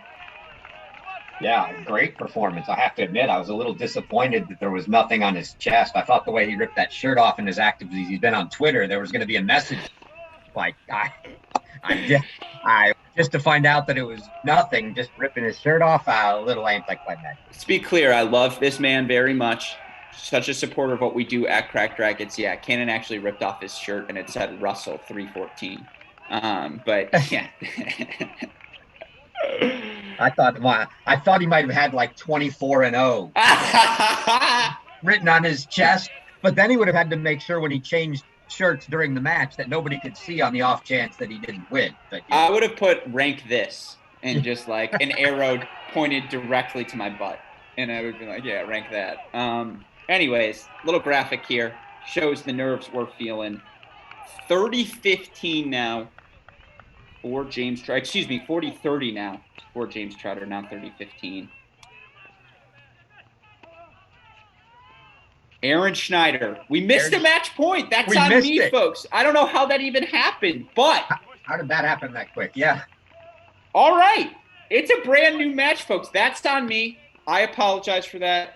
Got so excited making a joke about my butt. I didn't take the time to look at the scoreboard on court 6. Aaron Schneider. What a performance. Essentially, there were 2 runs of 5 and 6 straight games won. So he puts together a really outstanding 30 minutes, 7-5, 0-6, 6-2 victory at number 6. Now 3-2 Michigan. Here's where we stand.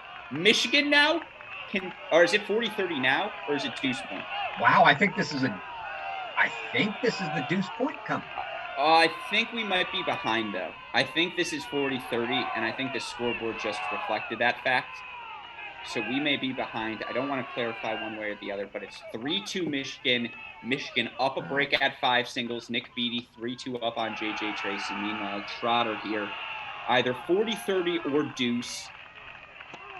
Either way, it's a winning point for Trotter now. And so tiebreaker to decide things here on court number 3. Worth reminding everyone, James Trotter was up 5-2 in the set, had a match point, but a net cord went against him. Seamar's fought back since. Tiebreaker here. Michigan wins this tiebreaker. They earned their first win on the road in Columbus since the 90s. Yeah, that was a match point for Seamar to clinch the duel. And there's a big inside-in forehand from James Trotter. Again, Michigan, voice cracking, but up a break 3-2 on 5 as well, where it's the fourth-year Beatty versus the first-year Tracy. I'm still amazed. That was a great forehand from Trotter. Seamar gave him almost no room covering that line, and he still found a way to get it in. Mm-hmm. Currently 1-love, by the way, for Trotter here. Early mini break lead for him in this tiebreaker. And that's been the serve, by the way, to that backhand side for Matthias Seamar to set up the +1 forehand. Saw him hit that a bunch of times with success throughout this match. So 2-love now.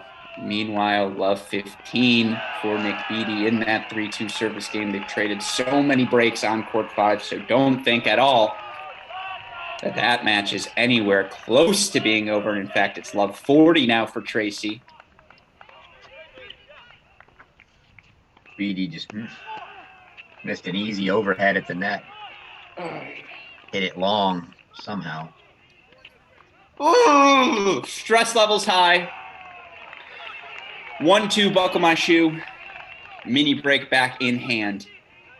So we're on serve here in this tiebreaker. Justin Kronagi, associate head coach for Ohio State. By the way, I was asked this question yesterday by Gil Gross, Chris. Safe to say, if you're a top 10 team in the country, you're not an assistant head coach, you're an associate head coach. I'll take that as a yes. I'm just running through my head. Well, because what's Tanner? Tanner's an associate. Tanner's associate. That was like, I think, year before last, I think he got promoted to associate. Mackay's an associate. Man, yeah. Yeah, he's definitely an associate. Scott Brown's an associate. I think Devin Bowen is. Tripp is. Phillips. What about Texas? Brandon? Probably an associate. But the answer is yes. Anyways, forehand in the net from Seymour. Mini break back to Trotter 3-1. Meanwhile, 3-all now on court number 5. Tracy did get that break back from Beatty, so we're all square there, all square here. Brandon Wagner listed as assistant coach, so 90% maybe? I don't know. He's going to hear this and be like, it's time for me to be Yeah, that's associate. It. He's putting in the request tomorrow. So now 4-1. Double mini break to Trotter. Again, 3-all on court 5. Beatty taking on JJ Tracy there. Beatty was up a set and a break in that second set. Had a bunch of chances. Ugh.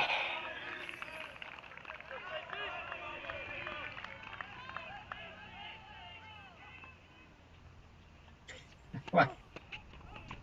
I'm still, as you're watching that, I'm keeping an eye on court 5. JJ Tracy opens up the game after he gets back on serve with a ball long, and he looks to anybody in attendance that will help call the ball out for him. He looks at the chair, he gets nothing. He looks at the people on the sideline, he gets nothing. That's half the fun. Meanwhile, Seymour gets one of the mini breaks back. So 4-2 is worth noting. Courts 5 and 3 next to each other here at the Ty Tucker Tennis Center. So that energy translating between courts. You can see crowds in the background. It's got to feel good for both of these teams. I was texting with head coach David Rotiti about his Texas Tech match the other day, and I was talking to him about the fact, heavy crowd there. I was like, let's be honest, the crowd probably helped you guys as much as it did Texas Tech, right? It's just got to be nice to be playing in front of energy again. And he was like, no, not really, because I'm not going to describe how he described the Texas Tech fans, but, he's just like, no, it wasn't both sides. But he's like, but it definitely gave us a little boost, certainly. So hopefully these players, no doubt, feeling the adrenaline rush right now. Nice volley from Beatty. 4-2. Buckle the shoe. That's been the serve for Trotter. Big out wide has been his play. 5-2. Still the single mini break lead right now over Matthias Seymour. 3-2 Michigan. They took the doubles point. Straight set win from Styler at 2. 3-set win from freshman Nino Aaron Schneider at 6 for the Buckeyes. Straight set win from Seelig at 4. Come from behind 3-set win for the undefeated Cannon Kingsley at 1. If you're just joining us, Alex Gruskin, joined by the professor, Chris Halioris here for our final Redzone broadcast of this 2021 regular season. Should say tentative. We may have some fun stuff planned for the postseason. It'll just be a question of what we're allowed to do.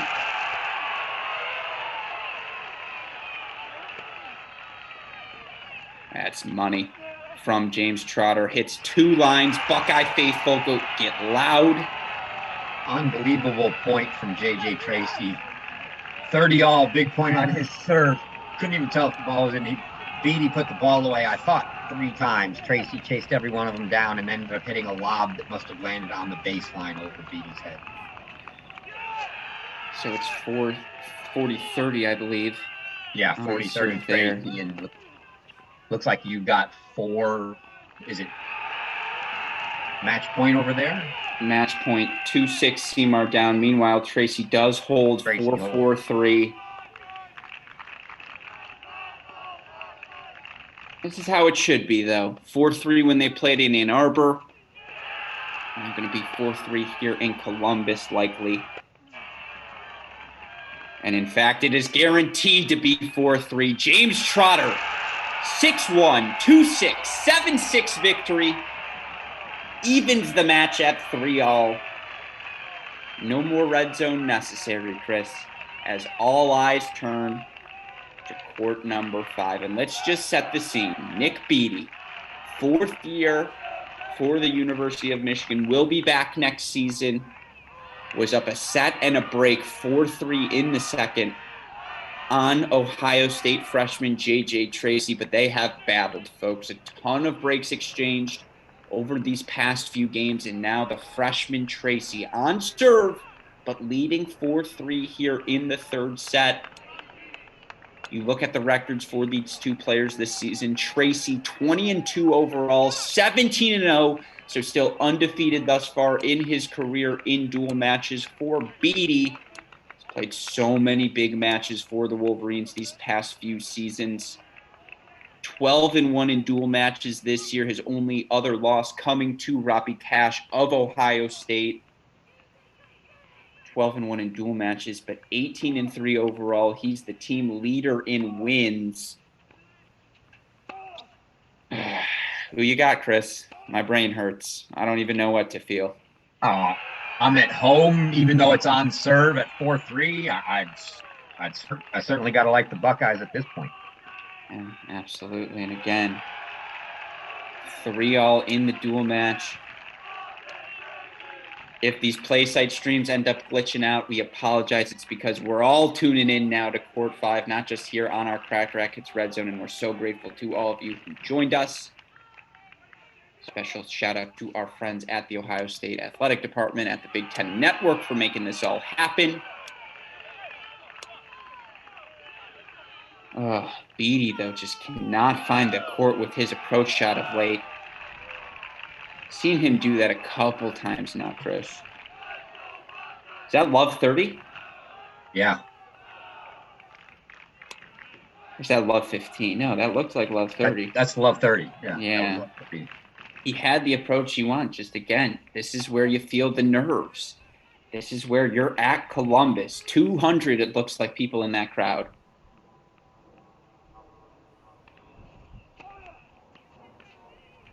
Come on, Beattie. Again, Love 30 here.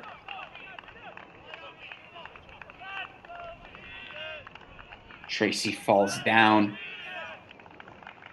You just feel nerves. Like, that's all this is right now. This game is who wants it more, who can play the cleaner tennis. It's not going to be pretty from either of these guys. But again, 15-30 now for Nick Beattie. You haven't brought it up yet, but it looked like in that Illinois match, Northwestern took the doubles point, and then Illinois got a match to tie it up at 1-all. It's because my brain hurts, Chris. Yeah. It's because my brain hurts.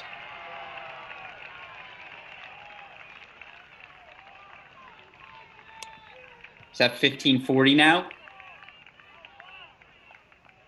For Beattie, I believe it is, just given the noise I'm hearing. Oh, yeah, you're ahead of me, obviously. I just saw him miss the overhead. That's 15-40. There we go. Get back to live again. Hear the Buckeye faithful in the background getting loud.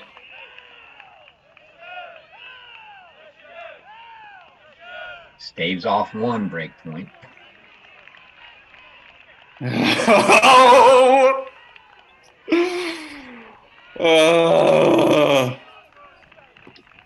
Let's go, Nick. Let's go, JJ. I want to see good tennis from both of you down the home stretch here.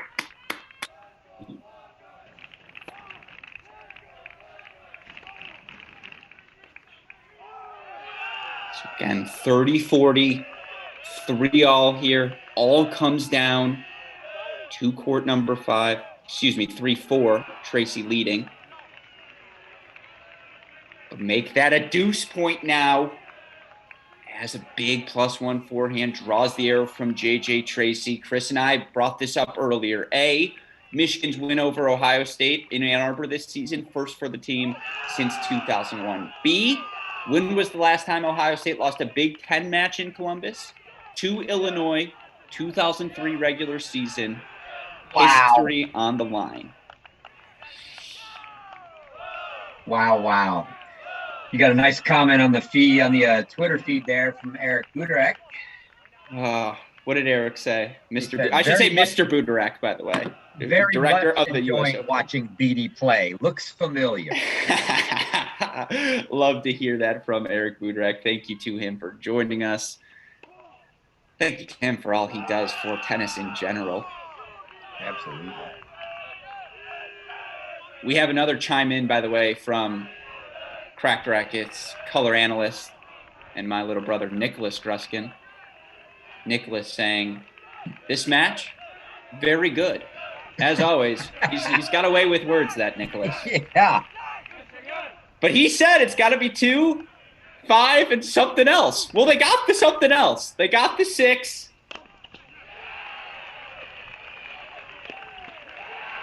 My chest is pumping.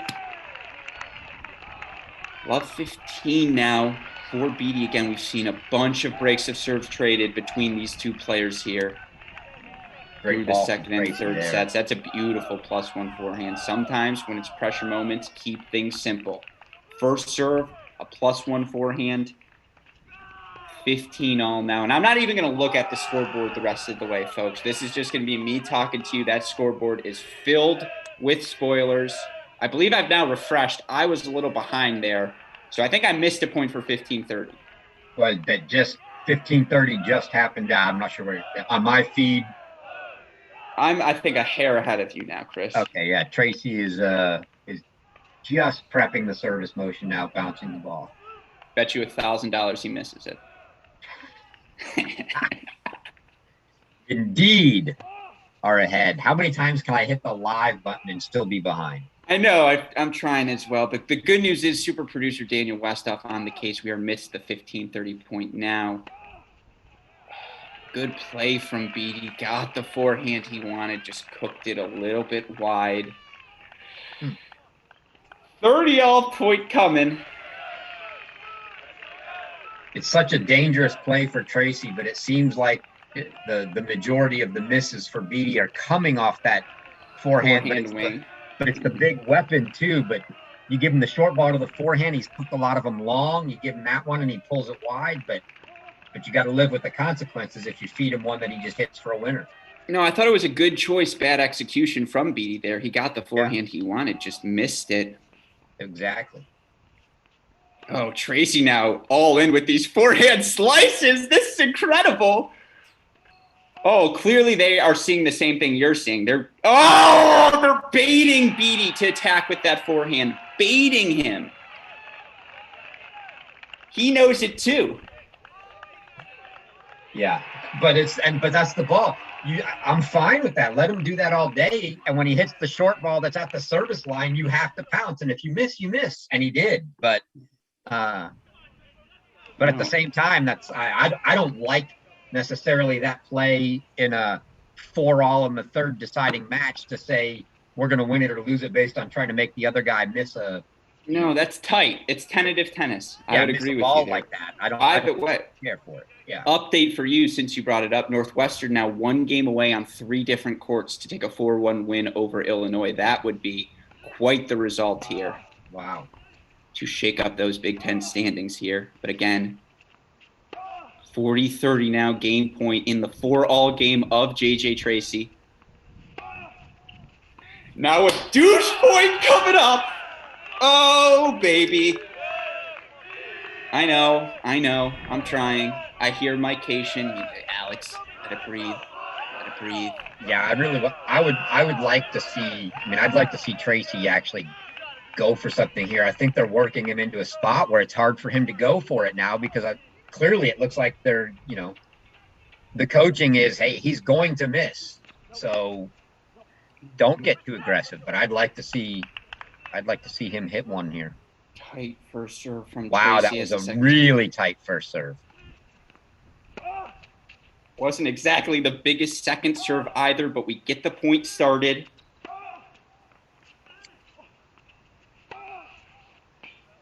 And you're ahead of me, so I'm going to hear the reaction one way or the other.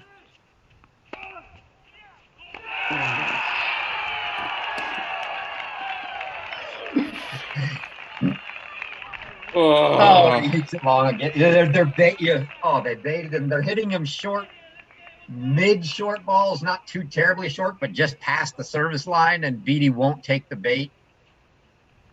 Oh. Love to see the gamesmanship there. Coach Tucker kicking those balls to the back fence. He's like, no. You're going to walk for those. Now 5-4. Again, they have Tracy up on his feet. No sitting down right now for either of these players.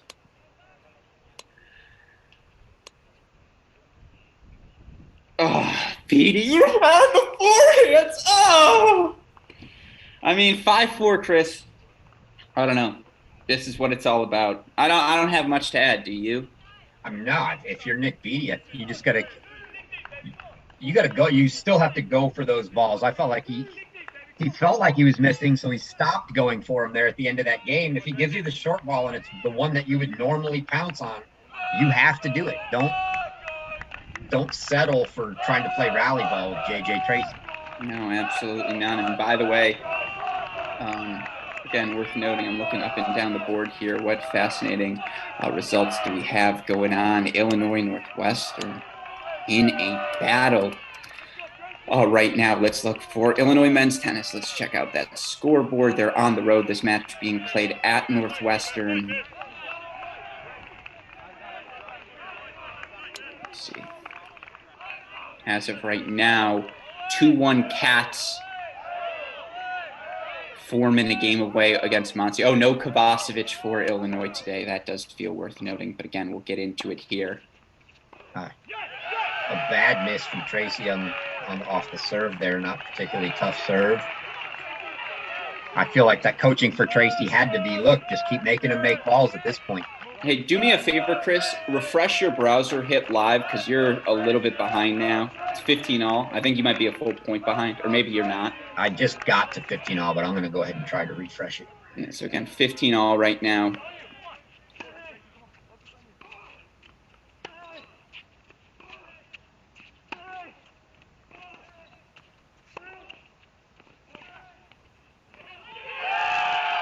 Can't tell if Beatty called that coach shot out or not. Looks like he did not. So I believe it's 15-30 now. Oh, man. Scoreboard way ahead. Oh, yeah, it is. Live stream. I just looked. What the hell? We'll pretend we didn't look at the scoreboard. 15-30, although everyone's going to see it all over my body now. Wait, no, scoreboard's wrong. Okay, they're screwed. I think they screwed up the scoreboard because it's 30-all now. Yep. Right, yeah, and they just took it back. Oh, those sons of guns! That was almost that I nearly cursed seriously. How dare they? Oh my gosh! That was done just on your behalf, Gruskin. Oh. Somebody listening said, "Watch this. We're gonna get him when he says he's behind and the scoreboard's ahead. We'll get him." No, I had a heart attack there. Yeah, it went from like 15-all or something, or above 15 to match. That's what I was saying. It was like, what did I possibly miss?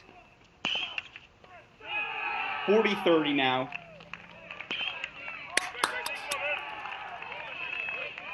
Woo! How are you feeling? How are you feeling, Chris? 40-30 BD. I'm feeling like I really want to see a tiebreak. Is it 5-4? It's not even 6-5, right? It's 5-4? Correct. Okay. 40, yeah, I just feel like that this match deserves to end 4-3 in a tiebreak and like maybe 10-8 in the breaker or something. 5-all here. Dalton, I know you're watching this on the feed. Will you give me a thumbs up via text message if I can swear? So I don't know if I'm going to be able to hold back at this point anymore. No, we're going to assume there's children on the line, so I won't swear. But 5-all is what we deserve, Chris. This match deserves drama. So much for 6'4" Tracy. Are we going to talk about that? That moment on the podcast is certain to come up. Yeah. We both happened to glance over at the same time and see that it says 6'4". Yet they still have never updated the actual final, the point indicator on court 3, even though it does say 3-all in the match duel. But I feel like Beatty, though, that game he wasn't quite as tentative. He did go, hit through that forehand a little better. Maybe he's set to go for those balls here and try to get the break. Oh, gotta love that. Especially off a Tracy serve that's been anything but strong. Oh. By the way, I got the thumbs up from Crack Racket CEO Dalton. He said I get one swear word during the duration of this broadcast. I'm going to save it for the match's conclusion. I think we know which one it's going to be. But again, going to keep it clean until then. Right now, I tell you, if I'm Beatty, as tight as these serves have gotten from JJ Tracy, I am looking to get all over a forehand here. If he's can I get I want a Sabin. I want an approaching. I want Nick Beatty on top of that service line. Just take it as an approach shot. Exactly. Meanwhile, Steve Foreman was serving for the match for Northwestern. Gets broken by Monty. So now 5-all there. Very quickly, Northwestern was a few games away on a couple of courts. Things have turned for them. Illinois making their push, much like we saw in this match today. 40 love here for Tracy. Easy service game thus far. It's been a bunch of unforced errors from Beatty. After the intensity of that last service hold for Beatty, you can understand.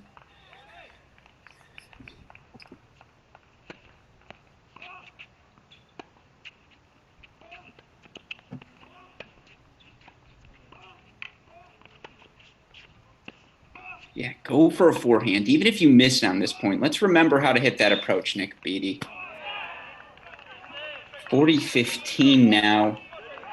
I'm just going to say it. I think a break's coming. Just feels like one of those weird matches. When you're up 40 love, that's actually when you're at your most vulnerable. Nah, just kidding. Oh. They bring the drink out to him between points and then spill it on the court. That should be isn't that a point penalty?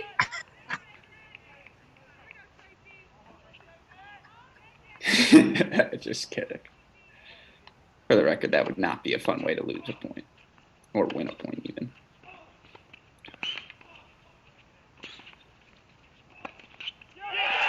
Drop shot, overhead combo from JJ Tracy. He holds now 6-5 on serve. So, Beatty, gonna have the chance to serve for it. With that in mind, let's reset how we got to this moment. 3-all in this Michigan-Ohio State match. It started with the Wolverines taking the doubles point. A little lineup chicanery from Buckeyes coach Ty Tucker in doubles. Didn't matter. Fenty and Seymour, 6-1 victory over Boulay and Trotter at 1. It was Styler and Maloney, 6-4 victory, I want to say. Was it? 6-3 victory at number 2 doubles over Cash and McNally. Yep. From there was all Wolverines to start the singles. They took 4 first sets, punctuated by a 5-2 come-from-behind victory from Nino Aaron Schneider at the number 6 singles position. Ultimately, your straight set matches were a split. It was Kyle Seelig, straight sets for the Buckeyes to tie things at 1, and then Andre Styler, straight set win over John McNally for Michigan to take a 2-1 lead. Been a bunch of drama since then. Here's where we're at. Ohio State, 7-6 third in the win from set in the third win from Trotter to tie things up. Or I guess that was 3-2, but that's 2. Their other victory, Cannon Kingsley, setting a breakdown. He comes back. That's point number 3 for them. For Michigan, it was Einschreider who earned that third point, comes back from 2-love down for 6-2 third set win over Cash. Now 5-6 here in the third set. Nick Beattie serving to keep the Wolverines alive against JJ Tracy.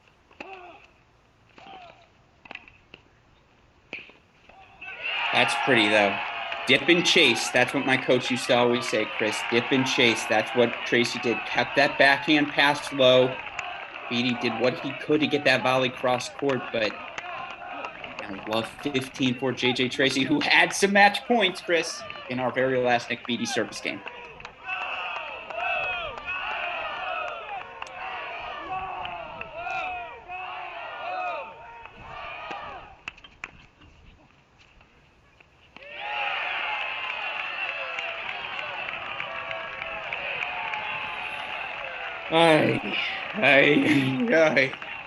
It's good. It'd be weird if there was no drama. And you think I'm feeling it? Imagine Sarah Beattie right now, who was in our comments earlier in the match. Hopefully she's still with us. Just know, Sarah, I'm feeling it just as much as you are right now. Above 30 here in the service game of Nick Beattie.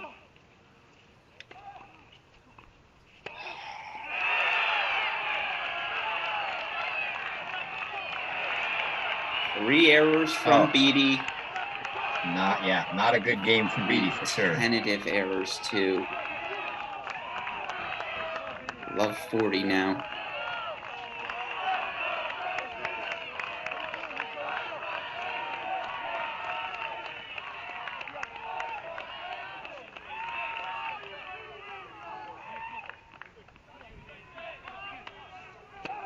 Yeah, no, Tracy here, does he go for one, or does he just say, no, I don't think you can keep the ball in court 4 times in a row. I'm just going to hit the ball back.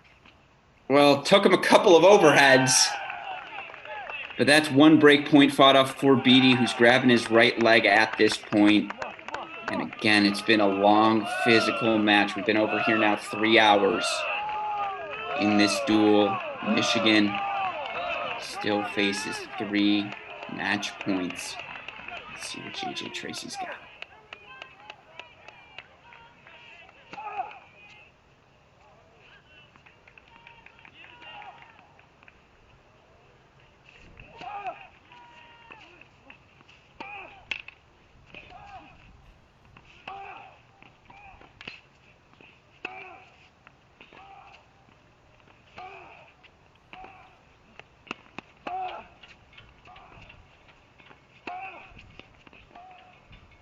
There it is. Buckeyes storm the court as JJ Tracy completes a come from behind 4-6, 7-5, 7-5 victory over Nick Beattie. Buckeyes earn themselves a 4-3 win at home over the Michigan Wolverines. See the respect between Beattie and Tracy there. Sure, there's no love lost between these two teams. Certainly the Buckeyes happy to be able to celebrate a win like this at home in front of their home crowd. Chris, I don't know what to say. There's a heck of a battle today between these two teams. Yeah, a couple big momentum shifts there. Look, Ohio State made the push. Looked like Michigan fought it off and got back out in front. Had great leads on a couple of those matches in the third to close it out, and couldn't do it. Yeah. Maybe we get to see this match one more time. You never know what's going to happen in the Big Ten tournament, but we might have a third rendition for the season. No, certainly wouldn't be good for my blood pressure if they do play again, but clearly here you see best tennis coming out of both of these sides, which is all you can ask for in a rivalry match. Let's reset how it happened. Michigan came out roaring, take the doubles point, dominant performance, make Coach Tucker pay for his lineup antics with straightforward win, 6-1, 6-3 at 1 and 2 doubles. Wolverines then took 4 first sets, Chris, and they got a straight set win from Andre Styler at number 2 to take a 2-0 lead. Now, again, it was 2-1 after Seelig narrowed things out, but it looked like Michigan up a set and a break, 4-3 leads on courts 1, court 2, and court 5 simultaneously. Talk about this performance from the Buckeyes to be able to come back from that deficit today here at home. Yeah, just a huge fight from Ohio State. Obviously, even Kingsley down almost, seemingly most of the match at 1. Then they get to the point where they're down these breaks at 2 and 5. I mean, just fights. I mean, the fight that from Tracy there, it looked like when they had the good break leads in the third that it was going Michigan's way, and Ohio State had just come off that big push they made and instantly got back down the brakes again, and they somehow had to go find the momentum to get another push in, and Tracy found a way to get it done there. It's hats off to him. Great comeback, and it looked like obviously had the coaches there, some good strategy, and they found a way to get it done. Yeah, I mean, look, Cannon Kingsley, undefeated still this season, moves to 24-0 now with his 3-set win over Fenty. JJ Tracy, undefeated this season, 18-0 in duel matches. If you go back and listen to our Great Shot podcast preview of the Ohio State Buckeyes this season, you'll hear an analyst by the name of Alex Gruskin say, I think the 2 big points for them are Kingsley at 1 and then wherever Tracy lines up. And that's been the case. Tracy has been that good as a freshman. Now, 4-3 at home for Ohio State. This is a match they usually win 4-1. This is a match they usually win 4-2. And part of that is Michigan is a top 10 opponent this year, and Michigan's not going to give them the easy victory they have in the past.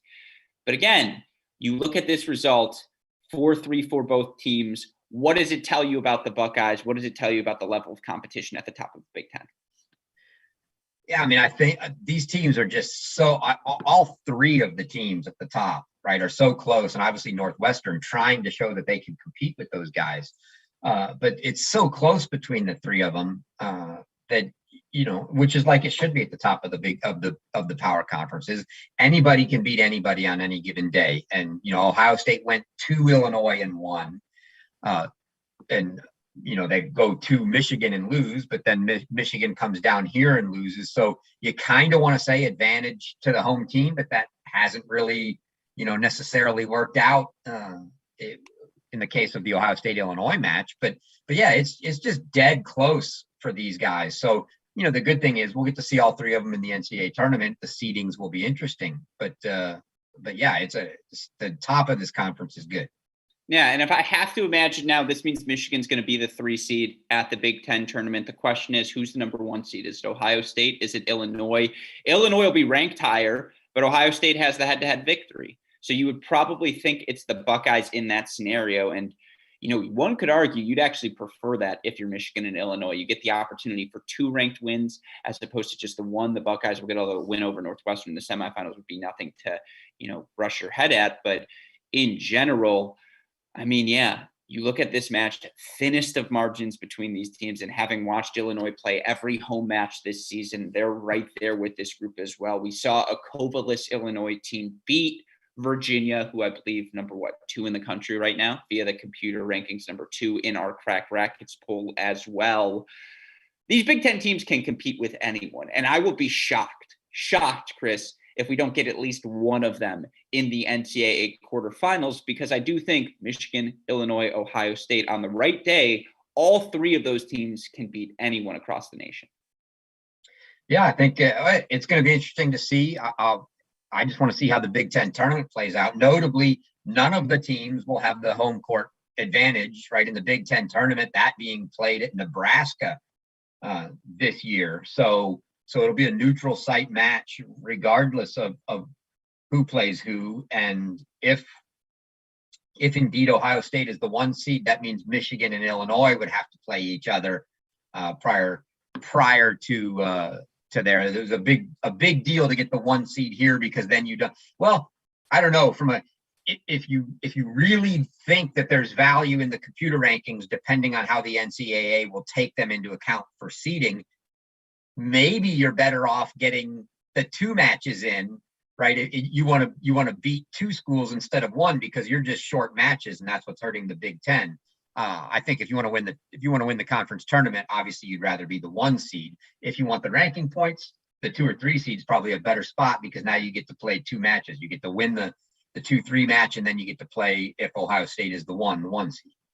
Yeah, well, as a Michigan fan, I want that 3 seed because, well, we're going to get it. It doesn't matter what I want at this point. But, again, to get 2 back-to-back matches that close to NCAAs, particularly given how little opportunity there's been for any Big Ten school to play 2 competitive matches on back-to-back days this season, that's huge for these teams because that's what you're going to have to do come NCAA tournament. So, again, I like how you assumed you were going to get 2 matches on back-to-back days. You know what? I'm using my one middle finger. Look, as a Michigan fan, this sucks. It kills you. We were right there. Now the silver lining is we already beat the Buckeyes once this season, and we almost went on their home turf and beat them. We took it to them for an hour and a half today. The problem is in college tennis, teams are always going to fight back. You're going to punch in the face. You're going to get punched back. How you respond to those punches defines your ceiling as a college tennis team. And again, have we seen the Buckeyes perform up to their usual standards here in 2021? It's funny because they're now 18-2. You would argue the answer is no, because they lost to Virginia at home to start the year. They lose a match at Michigan. Those are things that don't usually happen to Buckeye teams. But now 18-2 entering postseason play. Tracy Kingsley locks in their lineup at 1-5. Selig's starting to play better. Trotter's starting to get healthy. Feels like the best tennis is ahead for this Ohio State team.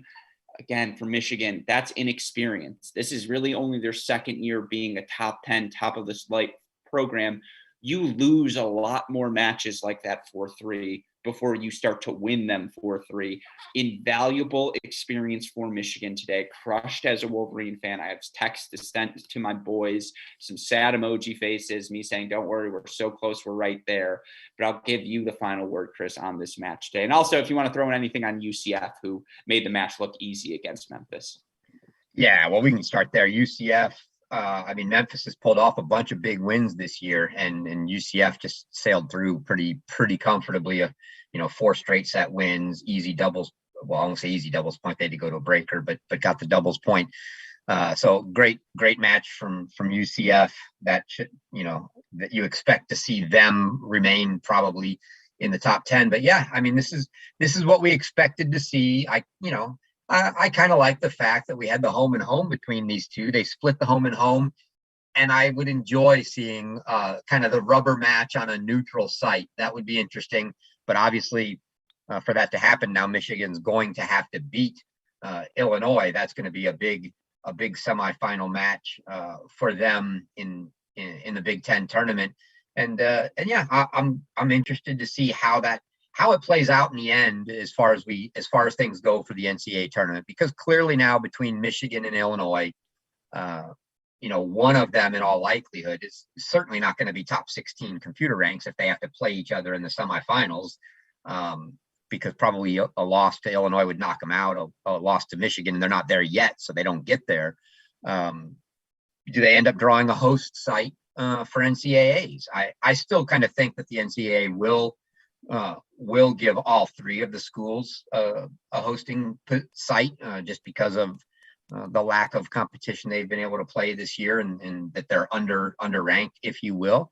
But that remains to be seen. So we'll wait till next weekend when the Big Ten tournament happens, and then after that when the NCAA selections come out. Yeah, again, it is a fascinating time to be a college tennis fan, and just a bit of a tease for all of you listeners. I'm going to get permission from all of the coaches come our podcast this Tuesday, but the 20 host sites, so the 20 finalists for our 16 host regionals already announced for the men's and women's teams. And, Chris and I have done our reporting here, folks. We have the names. What do we hit? 18 of them? Do we have 18 confirmed? 17. 17 of the 20 17, confirmed. pretty sure we know all 20, but we know exactly. The other 3 are just tentative responses we're waiting for, but we'll save that information for the podcast. Again, postseason play coming up, NCAA selection coming up. What a fantastic time to be a college tennis fan. We hope all of you enjoyed our final weekend and our 2021 Crack Rackets Redzone coverage of this college tennis season. There are a couple of shout outs you have to give. To super producer Daniel Westoff, who's on the 1s and 2s, who kills it for everything we do here at Crack Rackets. I can talk a lot. It's easy to say, hey, I've got these ideas. Let's try and do them. Super producer Daniel Westoff, you tell him an idea. It's not, ooh, I don't know about that. He'll go, oh, actually, if we do that, and then I add 3 other things to that idea, it'll be even cooler. And so, again, nothing here at Crack Rackets happens without him. Shout out to super producer Daniel Westoff on the 1s and 2s. Shout out to our friends at the ITA at schools across the country for helping us get permission to provide these broadcasts. Now, of course, moving forward, postseason play gets a little bit more difficult, but, Big Ten Network, ESPN, Pac-12, we'll have to talk with them to see if we can cover those matches, but we wouldn't have been able to do anything without the help we got from all of those entities throughout this season. So a huge shout out to all of them. Huge shout out to you, Chris. I hate your guts. You're worth nothing to me, but you make everything we do here at Crack Rackets invaluably better. So shout out to you as well. And then shout out to all of you listeners, fans, players, coaches who joined us throughout the course of this season. Sincerely, our goal here has always been to prove to everyone that there is a huge college tennis fan base out there. And what we want to do is connect all those fans, show schools, show the ITA, hey, when assembled, we've got some purchasing power as a group, both, again, with the matches we're watching, the things we can do. So a shout out to all of you who have joined us throughout the year. With that in mind, recap podcast coming, I'm going to guess either Tuesday night or Wednesday morning on the Great Shot podcast feed. Maddie Stacks is going to join us then. But for now, for my wonderful co-host, Chris Halioris, our super producer, Daniel Westoff, our fantastic teams at the University of Michigan, Ohio State University, UCF, and Memphis, and all of us here at Crack Rackets. I'm your host, Alex Gruskin. You've been watching our Crack Rackets Redzone coverage of the 2021 college tennis season. UCF, 4-0 win over Memphis, and Ohio State, 4-3 win over Michigan. We hope you enjoy the rest of your Sunday, and we'll see you all next time. Thanks, everyone. Unbelievable hands from Matt Solokian. Why are you playing 1 up, 1 back when you can do that, Matty? Tune in to Crack Rackets in the Red Zone. You might get some sneak preview.